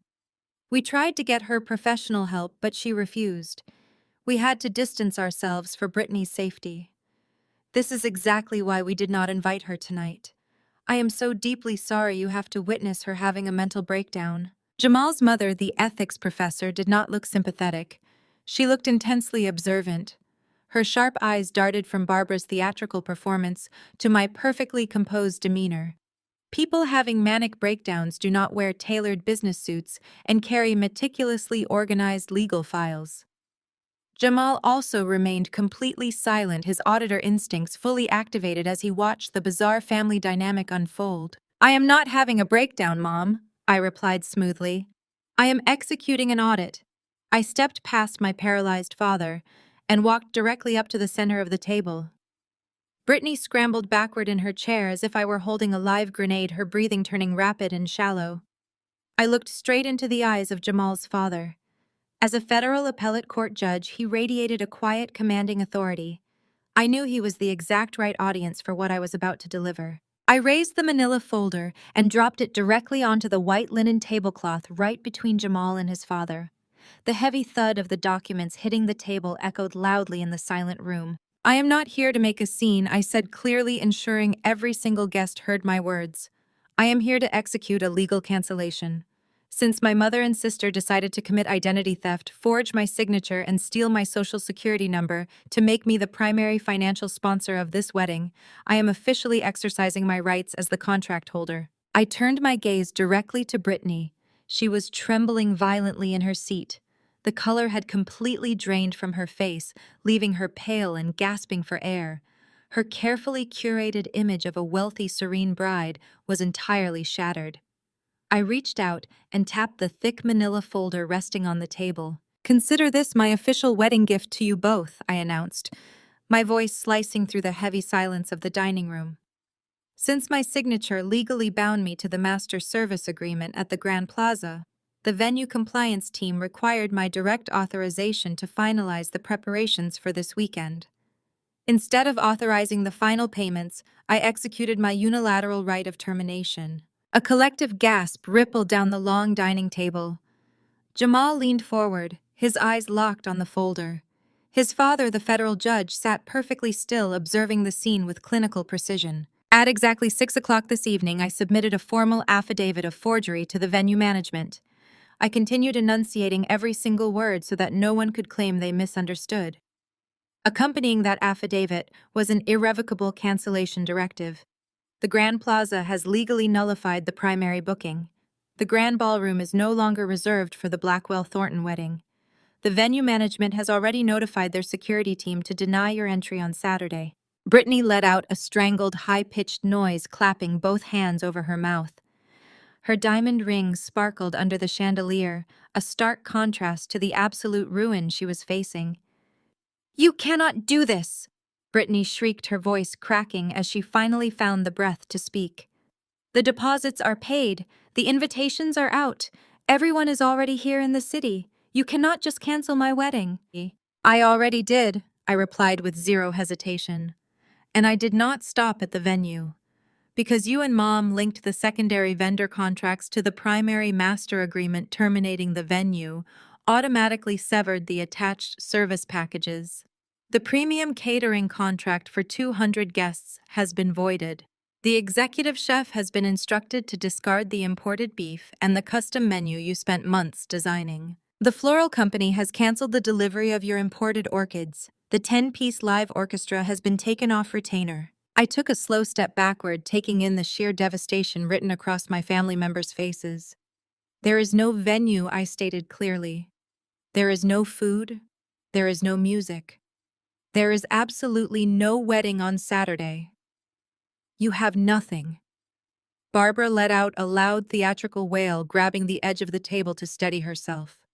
She looked at Jamal's mother, her eyes wide with desperation. "Do not listen to her," Barbara cried out, pointing a manicured finger at me.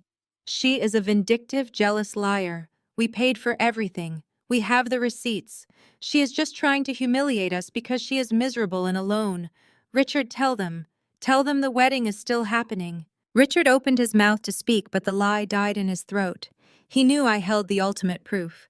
He knew that the fraud investigation had already frozen his bank accounts, leaving him entirely powerless to fix this catastrophe. He simply stood there, his massive frame suddenly looking deflated and weak. Jamal's mother, the ethics professor, finally spoke. Her voice was calm, incredibly articulate, and completely devoid of the panic my mother was desperately trying to project. "If what you are saying is true," Lauren, Jamal's mother, said, keeping her eyes fixed on the manila folder, "then you are claiming your own family committed a severe federal crime to finance this event. That is a massive accusation to make in a public setting." "It is not an accusation, Professor Thornton," I replied respectfully. "It is a fully documented fact. The proof is sitting right in front of your son." Brittany lunged forward, her chair scraping violently against the floor. She reached across the table, desperately trying to snatch the manila folder before Jamal could touch it. "Do not look at it, Jamal!" Brittany screamed, her carefully styled hair falling wildly around her face. "She faked those papers. She printed them out to ruin my life. Please, baby, you have to believe me. Believe." Jamal reacted with the lightning-fast reflexes of a man who dealt with desperate corporate criminals for a living. He placed his large hand firmly over the folder, completely blocking Brittany from removing it. He did not yell. He did not pull away from her. He simply looked at his fiancée with an expression of profound, terrifying emptiness. "Brittany, sit down," Jamal commanded. His voice was not loud, but it carried an authoritative weight that instantly silenced her hysterical screaming. "But she is lying." Brittany sobbed, tears streaming down her face and ruining her expensive makeup. "You cannot let her do this to us. We love each other. This is our special day." "Sit down," Jamal repeated, his tone leaving absolutely no room for debate. Brittany slowly collapsed back into her chair, burying her face in her hands and weeping uncontrollably. Barbara rushed to her side, wrapping her arms around the golden child and glaring at me with a hatred so pure it could have burned down the building. I stood my ground, my posture perfectly straight, my hands resting comfortably at my sides. I had anticipated anger. I had expected denial, but I had not anticipated the sheer, intoxicating rush of power that came from holding my abusers fully accountable. For decades, they had operated under the assumption that I would always absorb the cost of their reckless entitlement. They believed family loyalty was a blank check they could endlessly overdraw. They were finally receiving the ultimate insufficient funds notice. To ensure absolute clarity, I decided to verbally outline the precise financial mechanics of the termination while Jamal reviewed the paperwork. When I executed the cancellation order, I triggered a specific liability clause in the venue master agreement I explained to the silent room. Because the cancellation occurred within the 72-hour penalty window, the initial $15,000 deposit has been completely forfeited.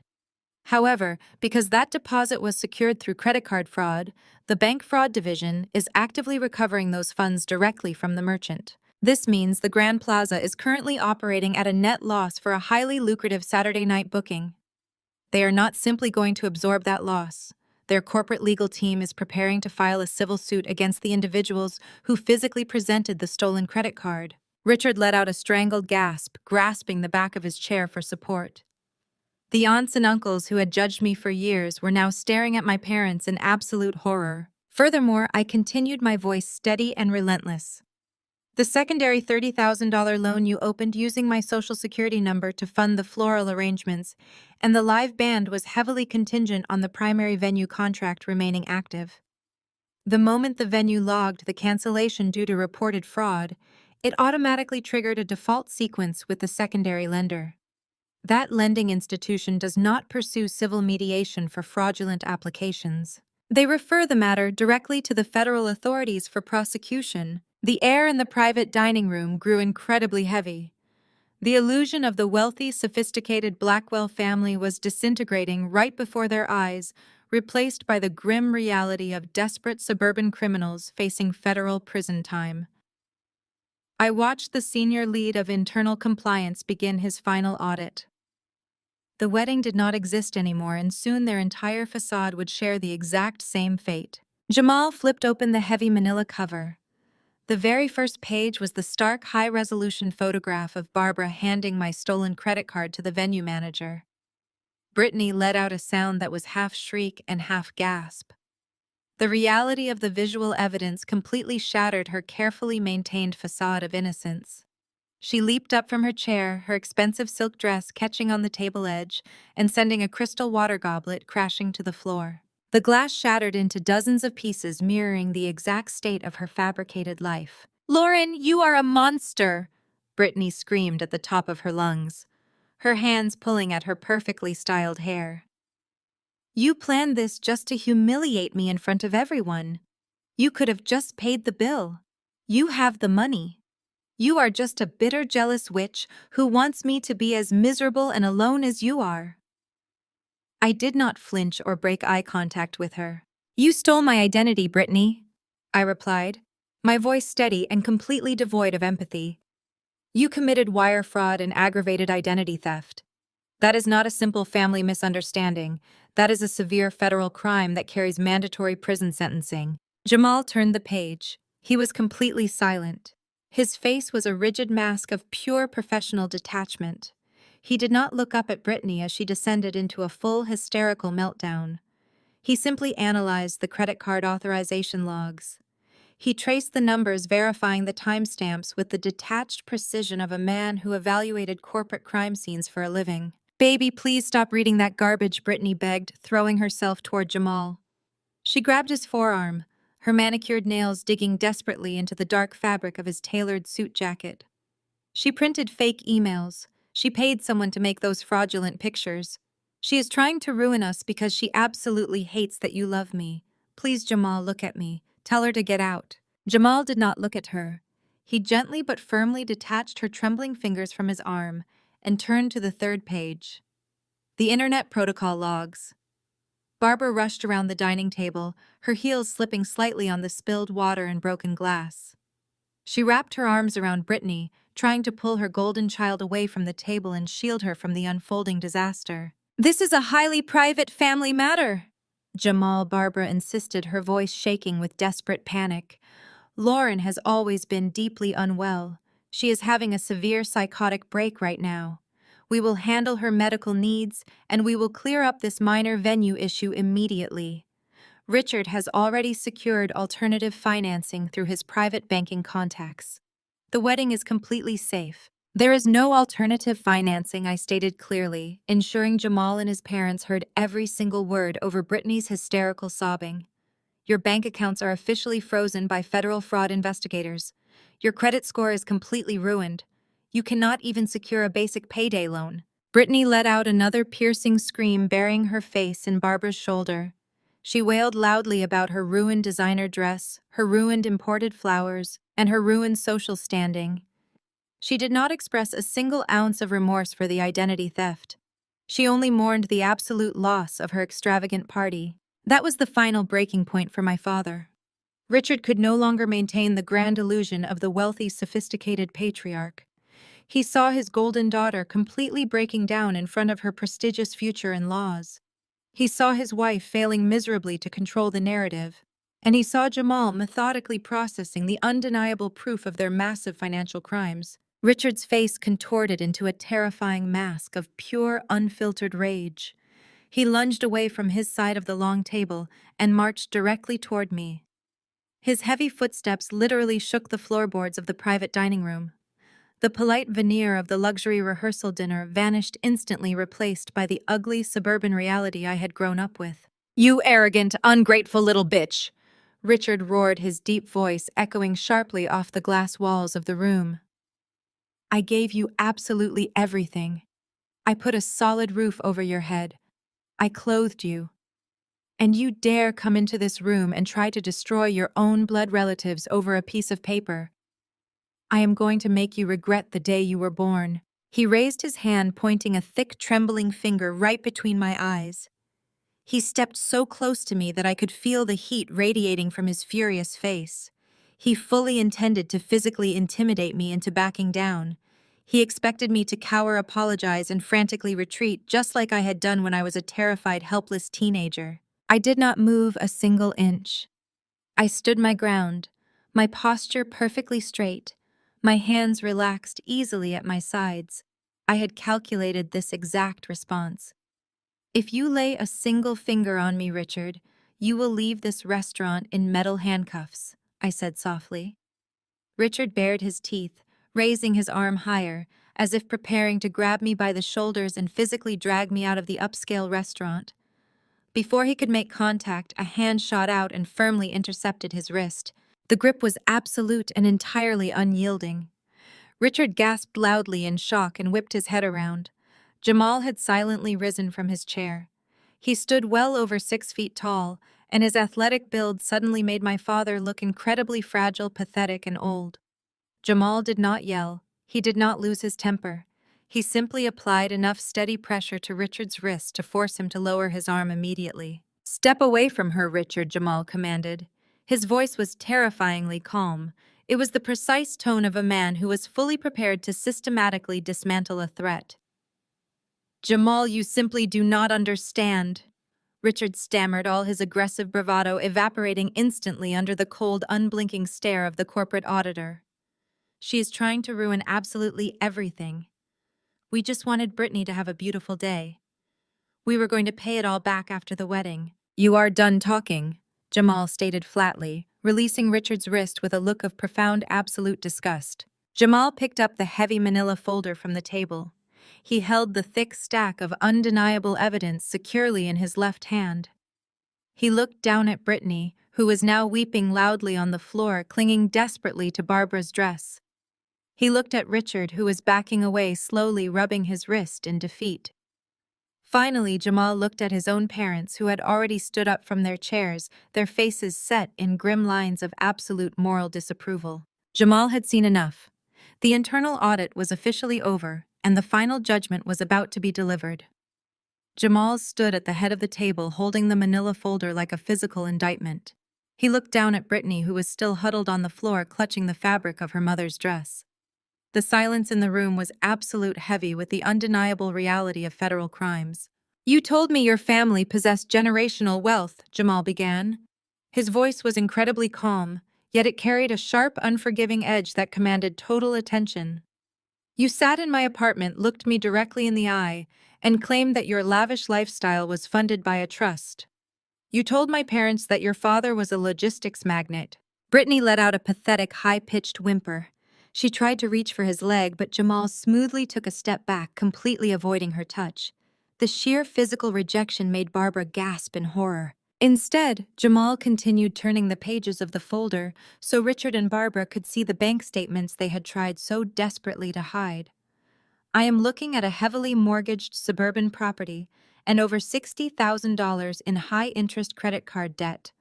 But financial instability is not a crime, Brittany. People struggle. People face hardships. If you had been honest with me about your financial reality, we could have worked through it. We could have planned a modest wedding within our actual means. Jamal closed the folder and slapped it down onto the table. The sharp smack made Richard flinch violently. But you did not choose honesty. Jamal stated, his tone shifting into the rigid, uncompromising cadence of a corporate auditor delivering a terminal report. You chose to commit felony identity theft. You stole your sister's social security number. You explicitly forged her signature on a legally binding contract worth over $100,000. You executed unauthorized manual credit card transactions across state lines, which constitutes federal wire fraud. You opened a secondary line of credit under false pretenses. You did all of this to fund an illusion. Jamal, please, you have to understand. Barbara pleaded, tears streaming down her carefully made-up face. We did it for you. We wanted to give you and your beautiful family a wedding worthy of your social standing. We were just trying to match your expectations. Jamal turned his cold gaze toward my mother. Do not dare to use my family to justify your criminal behavior. My parents built their careers on ethics, transparency, and hard work. You built tonight's dinner on stolen identity and extortion. You mortgaged your oldest daughter's financial future because you were too arrogant to admit you could not afford premium catering. At that moment, Jamal's father stepped forward. The federal appellate court judge looked at Richard with an expression of profound, unadulterated contempt. Richard physically shrank under the judge's intense scrutiny. The grand illusion of the wealthy patriarch had completely dissolved, leaving only a desperate, humiliated fraud. In my 30 years on the bench, I have presided over hundreds of fraud cases. Jamal's father said, his voice resonating with deep judicial authority. I have seen desperate people do terrible things, but orchestrating a complex financial crime against your own daughter and then attempting to physically intimidate her into silence when you are caught is one of the most thoroughly repulsive displays of parental abuse I have ever witnessed. You are not a family. You are a criminal syndicate operating out of the suburbs. Jamal's mother, the ethics professor, smoothly picked up her designer coat. She did not raise her voice. She did not yell. Her quiet disappointment was somehow infinitely more devastating than any shouting match could ever be. We came here tonight to celebrate the merging of two families, she said gracefully, looking down at Barbara. We expected to break bread with people of character. Instead, we have been subjected to a horrifying display of greed and manipulation. Jamal, we are leaving. We will not spend another second in the presence of felons. Brittany scrambled up from the floor, her expensive silk dress stained with spilled water and tears. She threw herself toward Jamal, her hands grasping desperately at his suit jacket lapels. No, you cannot leave me! Brittany shrieked, her voice echoing wildly off the glass walls. We are getting married on Saturday. I love you. I will pay Lauren back. I will get a second job. I will do whatever it takes. Please do not throw away our entire future over a stupid venue deposit. Jamal looked down at the woman he had intended to marry. The affection he had once held for her was entirely gone, replaced by a clinical, absolute repulsion. He gently but firmly pried her hands off his jacket, pushing her away with definitive finality. There is no future, Brittany, Jamal said firmly. I am an auditor. I spend my entire life hunting down corporate liabilities and severing ties with unethical partners. You are the ultimate liability. You lied to me about your finances. You lied to me about your family. You committed severe federal crimes against your own sister to finance a party.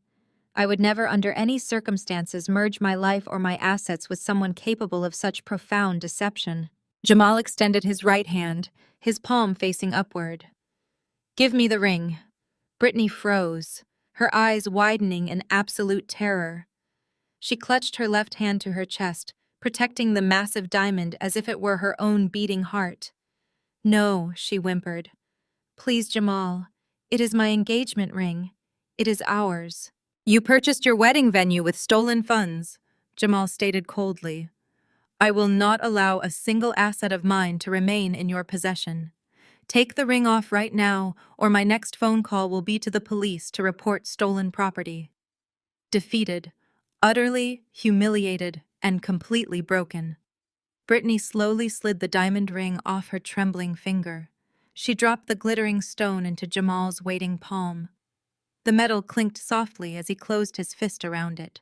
"The engagement is officially cancelled," Jamal announced to the silent room. "Do not contact me. Do not call my parents.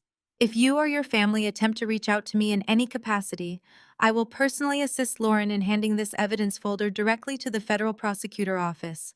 You are entirely on your own." Jamal turned on his heel. He joined his parents at the heavy oak doors. They did not look back. They did not offer a polite farewell. They exited the private dining room with the swift, decisive grace of people who recognized a burning building and knew exactly when to evacuate. The heavy doors swung shut behind them, sealing my family inside the suffocating ruins of their own creation. I stood quietly at the edge of the table, my hands resting comfortably at my sides. The execution was flawless. The toxic bubble had violently burst. I looked at Richard, who was staring blankly at the floor in total shock. I looked at Barbara, who was hyperventilating into a linen napkin.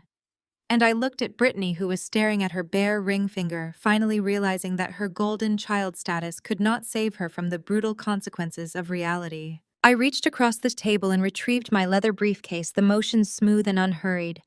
The snap of the brass clasps echoed sharply, breaking the spell of total paralysis that had gripped my parents.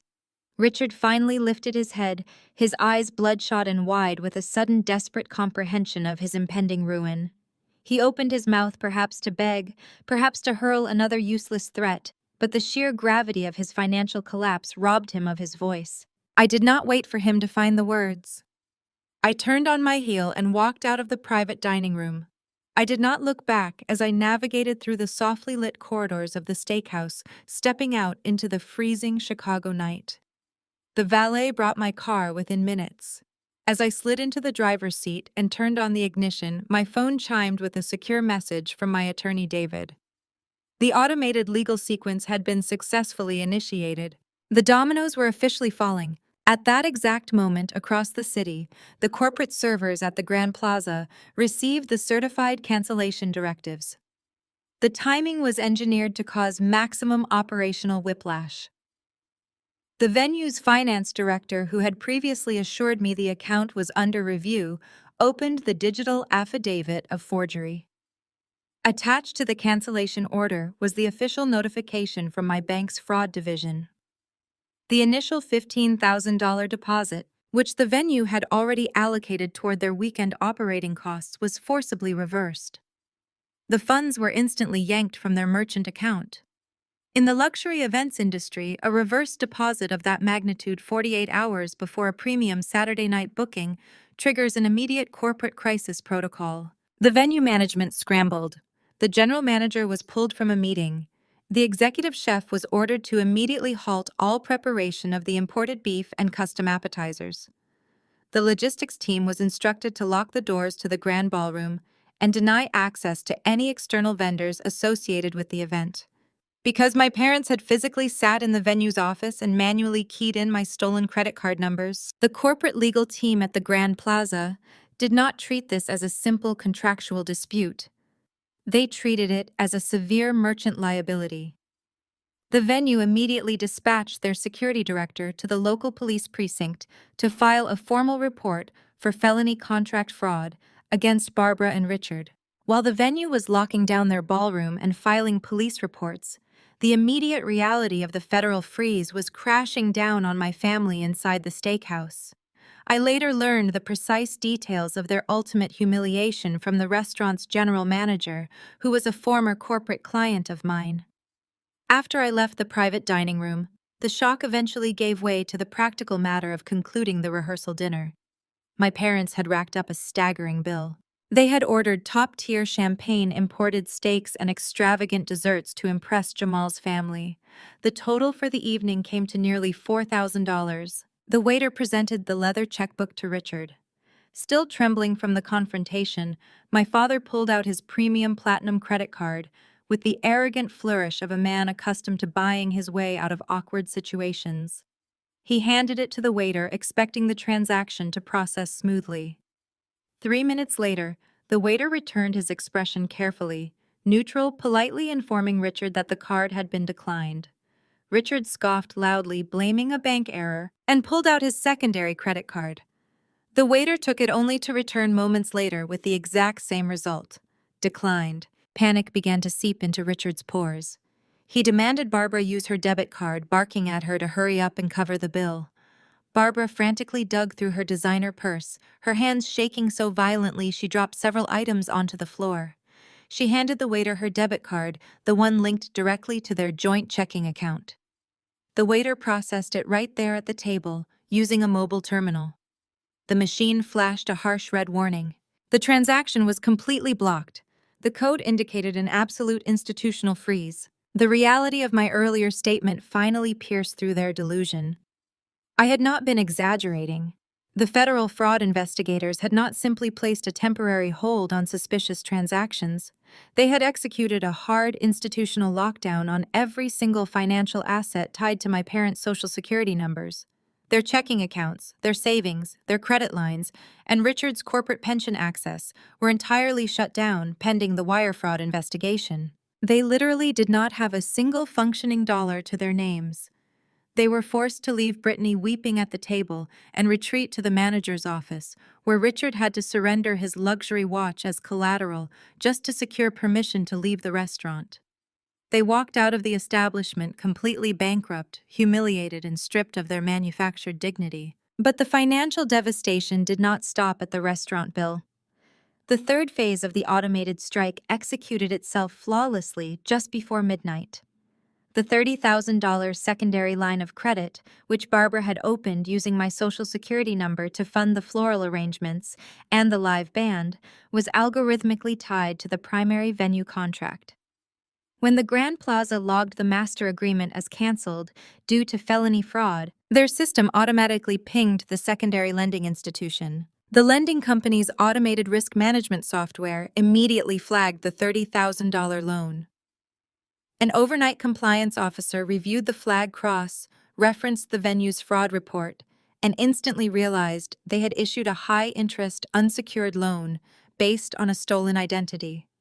Financial institutions operate with zero mercy when they are defrauded. The compliance officer did not attempt to contact my parents to resolve the discrepancy. They immediately forwarded the entire loan file, including the fraudulent signature and the Internet Protocol logs from my parents' home network, directly to the federal authorities. By the time the sun began to rise over Chicago on Friday morning, the day before the non-existent wedding, my parents were entirely cut off from the global financial system. They could not buy a cup of coffee. They could not pay their mortgage. They could not hire a defense attorney. They had traded their financial security, their freedom, and their reputations for a grand illusion, and the bill had officially come due. The absolute destruction of their lives was not an act of revenge. It was simply the inevitable mathematical conclusion of their own towering liabilities. By noon on Friday, the federal machinery had fully engaged, turning its unblinking eye toward my father. Richard had spent 30 years cultivating his position as a senior logistics manager at a shipping firm. He had built his entire identity around the prestige of his title and the substantial corporate pension waiting for him at retirement. He believed his tenure made him untouchable. He severely underestimated how quickly a corporation will amputate a diseased limb to prevent an infection from spreading. When the federal fraud investigators initiated the hard freeze on Richard and Barbara's joint account standard protocol, dictated that they also notify the payroll and compliance departments of Richard's employer to intercept any outgoing direct deposits. Corporate human resources does not take notifications from federal investigators lightly. The moment the shipping firm's legal counsel saw the words wire fraud and aggravated identity theft attached to one of their senior managers, they initiated their own internal security protocol. My attorney David called me just after lunch to provide the update. The legal network in Chicago is highly interconnected, and news of a spectacular corporate downfall travels fast. Richard had arrived at his office that morning, desperate to secure an emergency advance on his salary to hire a criminal defense attorney. Instead of a sympathetic boss, he was met in the lobby by two corporate security officers and the vice president of human resources. They did not even allow him to ride the elevator to his floor. Right there in the glass-walled lobby, in full view of his colleagues and subordinates, Richard was officially terminated. The company cited a standard morality and ethics clause in his executive contract, which allowed for immediate dismissal in the event of pending felony charges. But the termination was only the beginning of his nightmare. Because the fraud involved leveraging his corporate position to project false wealth, the company officially suspended his access to his accumulated pension. Richard was escorted out of the building carrying his personal belongings in a cardboard box stripped of his title, his income, and his dignity. While Richard was experiencing the brutal reality of corporate compliance, Brittany was discovering the harsh limits of her manufactured social capital. The golden child was entirely alone.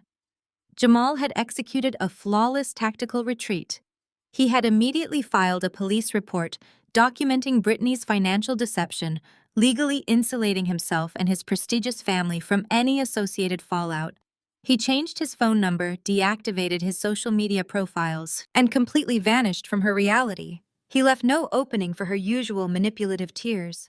Without Jamal's respectable presence to anchor her illusion, Brittany's entire social circle rapidly collapsed. The prestigious bridesmaids she had recruited specifically for their wealth and status instantly severed ties the moment the rehearsal dinner imploded. Word of the canceled wedding and the felony fraud accusations spread through their social network like a virulent contagion. People who had eagerly anticipated attending a luxurious society event were suddenly terrified of being associated with a family under federal investigation. Brittany was rendered instantly and completely socially radioactive. The financial reality of her isolation was even more devastating. Brittany had spent the last 4 months treating credit limits as mere suggestions, fully convinced that her non-existent family trust or her wealthy future husband would cover the balance. She had personally charged $12,000 for her imported silk gown. She had booked premium, non-refundable first-class flights to the Maldives for the honeymoon, adding another $20,000 to her personal debt. Now she was staring down nearly $40,000 in personal high-interest consumer debt. She had no husband to absorb the cost. She had no parents capable of bailing her out because their accounts were locked by federal authorities. She had absolutely no means of paying the minimum balances on a modest administrative assistant salary. The debt collectors would soon begin their relentless pursuit, destroying her credit score and garnishing whatever meager wages she managed to earn. She attempted to salvage her victim narrative online. Friday evening, Brittany posted a lengthy, tearful video to her social media accounts. She sat in her childhood bedroom performing a masterclass in manufactured vulnerability. She wept for the camera, claiming that a sudden vicious family dispute had forced her to cancel her dream wedding. She begged her followers for sympathy, attempting to launch a crowdfunding campaign to help her recover the lost deposits. It was a spectacular miscalculation. She had forgotten that the internet requires a villain, and thanks to the venue's legal team, the villain's identity was already public record. The Grand Plaza had officially filed their breach of contract lawsuit, and court filings are public documents. A prominent local wedding blog discovered the filing and immediately published an exposé detailing the exact nature of the cancellation. The comment section on Brittany's tearful video transformed into an absolute bloodbath. Former friends, high school acquaintances, and total strangers flooded her page with unrelenting mockery and disgust. Brittany was forced to hastily delete the video and completely deactivate her accounts to escape the digital slaughter. She had desperately craved public attention her entire life, and now the spotlight she had demanded was actively burning her alive. I sat in my home office watching the destruction unfold across my computer monitors. I did not feel a single pang of guilt. I analyzed the incoming data with the exact same detached precision I applied to my corporate risk portfolios. The variables had been isolated. The liabilities had been forced to bear the absolute weight of their own consequences. My father was a disgraced, unemployed man facing federal prosecution. My sister was a bankrupt, socially exiled fraud hiding in her childhood bedroom. My mother was trapped in a crumbling suburban house with no access to cash. They had systematically attempted to sacrifice my entire financial future to finance their pathetic delusions. I had simply stepped out of the way and allowed the crushing force of gravity to execute the rest. The sun dipped below the Chicago skyline, casting long shadows across the hardwood floors of my downtown condo. I walked into my kitchen, opened a bottle of vintage Cabernet Sauvignon I had been saving for a special occasion, and poured myself a generous glass. The dark red liquid caught the ambient light from the city below. I walked into my living room, changed into a pair of comfortable cashmere sweatpants, and settled onto my plush sofa. Outside, a heavy winter snow began to fall, blanketing the city in pristine white. Inside, my apartment was perfectly warm, utterly quiet, and completely secure.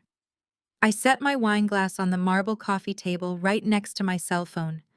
For the past 24 hours, I had kept my family entirely blocked across all communication platforms to ensure they could not interrupt the automated execution of the legal and financial traps.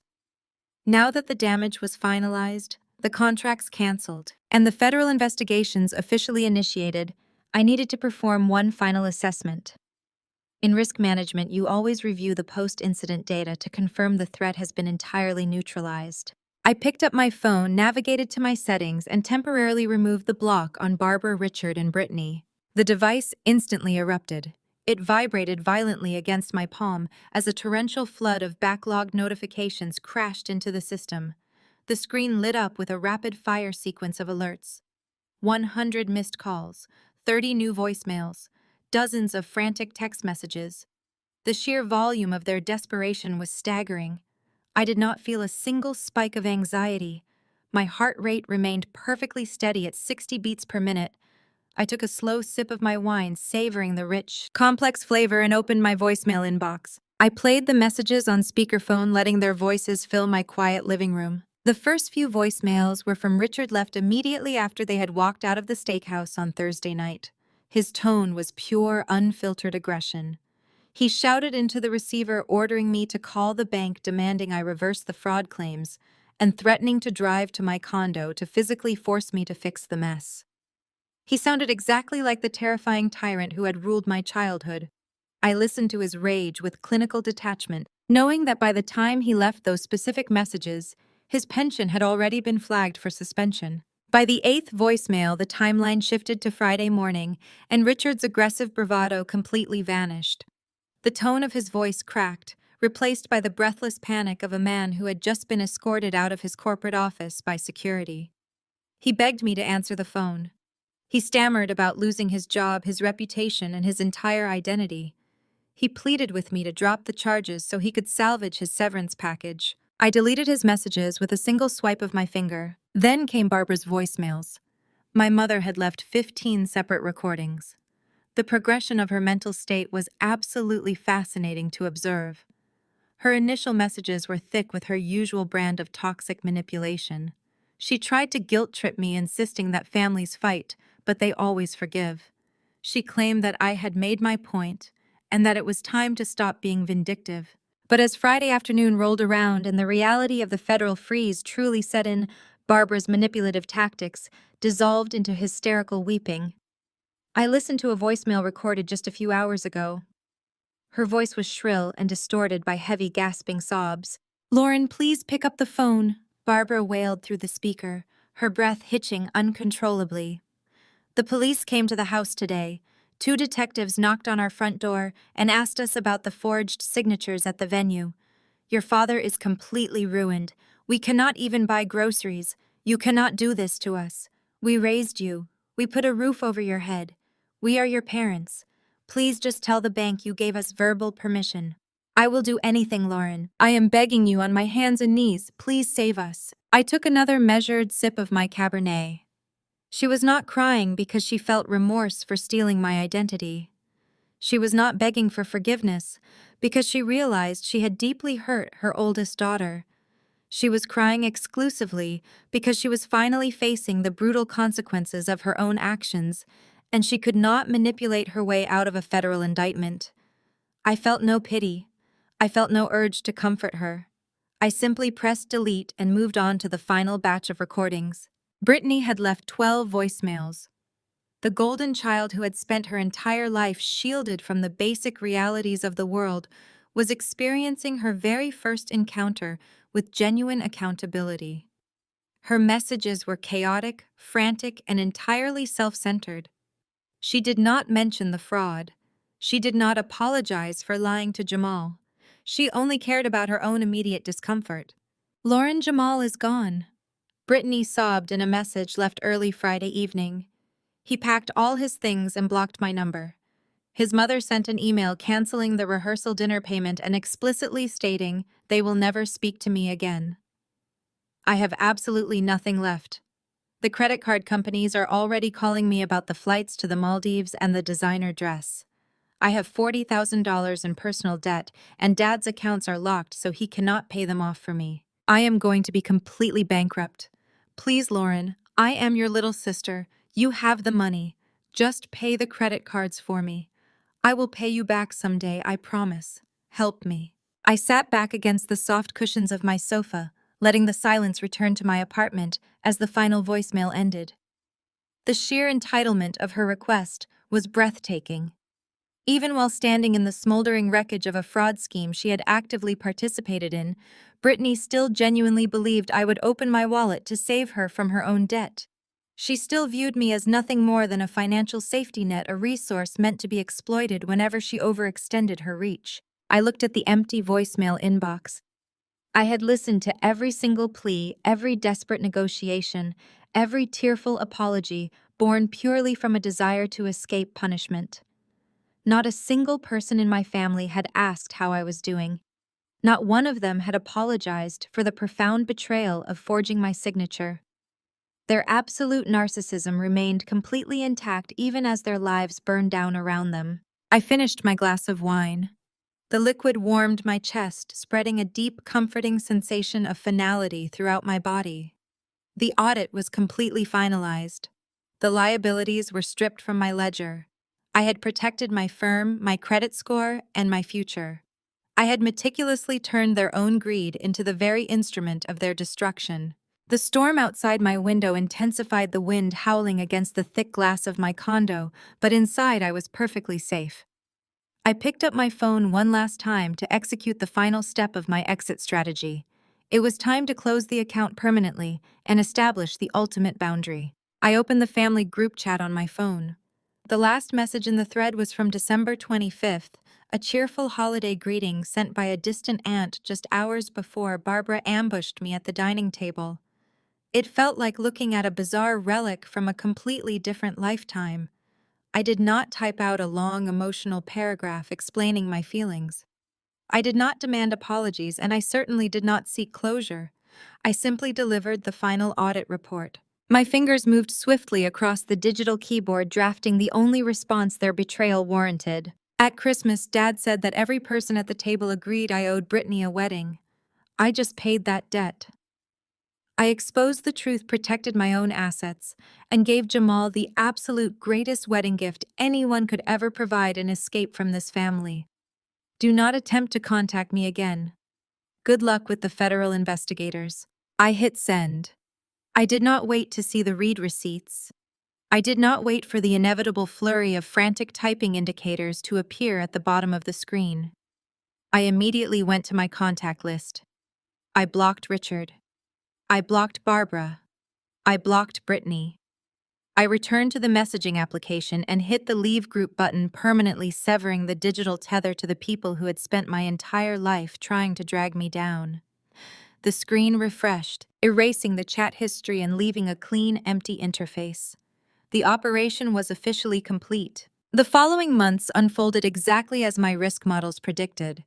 I did not need to actively monitor their downfall, because the public record and the local news cycle did it for me. The federal wire fraud investigation culminated in formal indictments for both Barbara and Richard.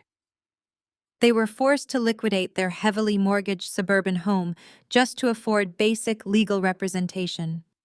Richard permanently lost his corporate pension and was completely blacklisted from the logistics industry. Barbara faced the ultimate humiliation of standing before a federal judge to answer for felony identity theft, utterly stripped of the wealthy aristocratic facade she had prized above her own daughter. Brittany faced her own brutal reckoning. Without my financial safety net, and without Jamal's prestigious family to anchor her social standing, she was forced to declare Chapter 7 bankruptcy before her 30th birthday. The luxury designer gown and the non-refundable first-class honeymoon flights became worthless artifacts of a life she tried to steal but could not afford to maintain. She moved into a cheap, cramped apartment, working a minimum-wage administrative job to satisfy the aggressive debt collectors. Her carefully curated social media empire vanished, replaced by the crushing reality of absolute accountability. I watched none of this with pity, and I watched none of it with malice. I simply observed the natural laws of financial and moral gravity asserting themselves. They had built a massive tower of liabilities, and the structure had collapsed exactly as physics demanded. In my profession, we classify assets by their ability to generate value, provide security, and sustain long-term growth. For 34 years, I allowed society to convince me that biological relatives were automatic, non-negotiable assets. I believed that sharing a bloodline meant I had to constantly absorb their deficits, subsidize their failures, and accept their disrespect as the standard cost of doing business. I was completely wrong. Blood does not make a family. Blood is merely a biological starting point. True family is an earned asset.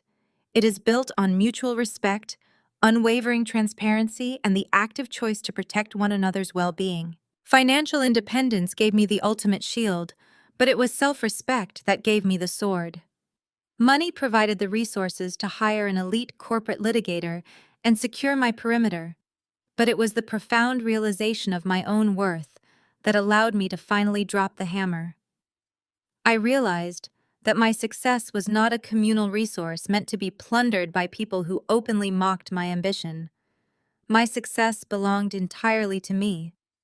I had slept on couches, worked 80-hour weeks, and built my consulting firm from the ground up while they laughed at my efforts. I earned every single dollar, and I earned the absolute right to fiercely protect it. I now spend my holidays surrounded by genuine friends, trusted colleagues, and people who celebrate my achievements rather than plotting to exploit them. I host elegant dinners in my downtown condo free from passive-aggressive comments and extortionate demands.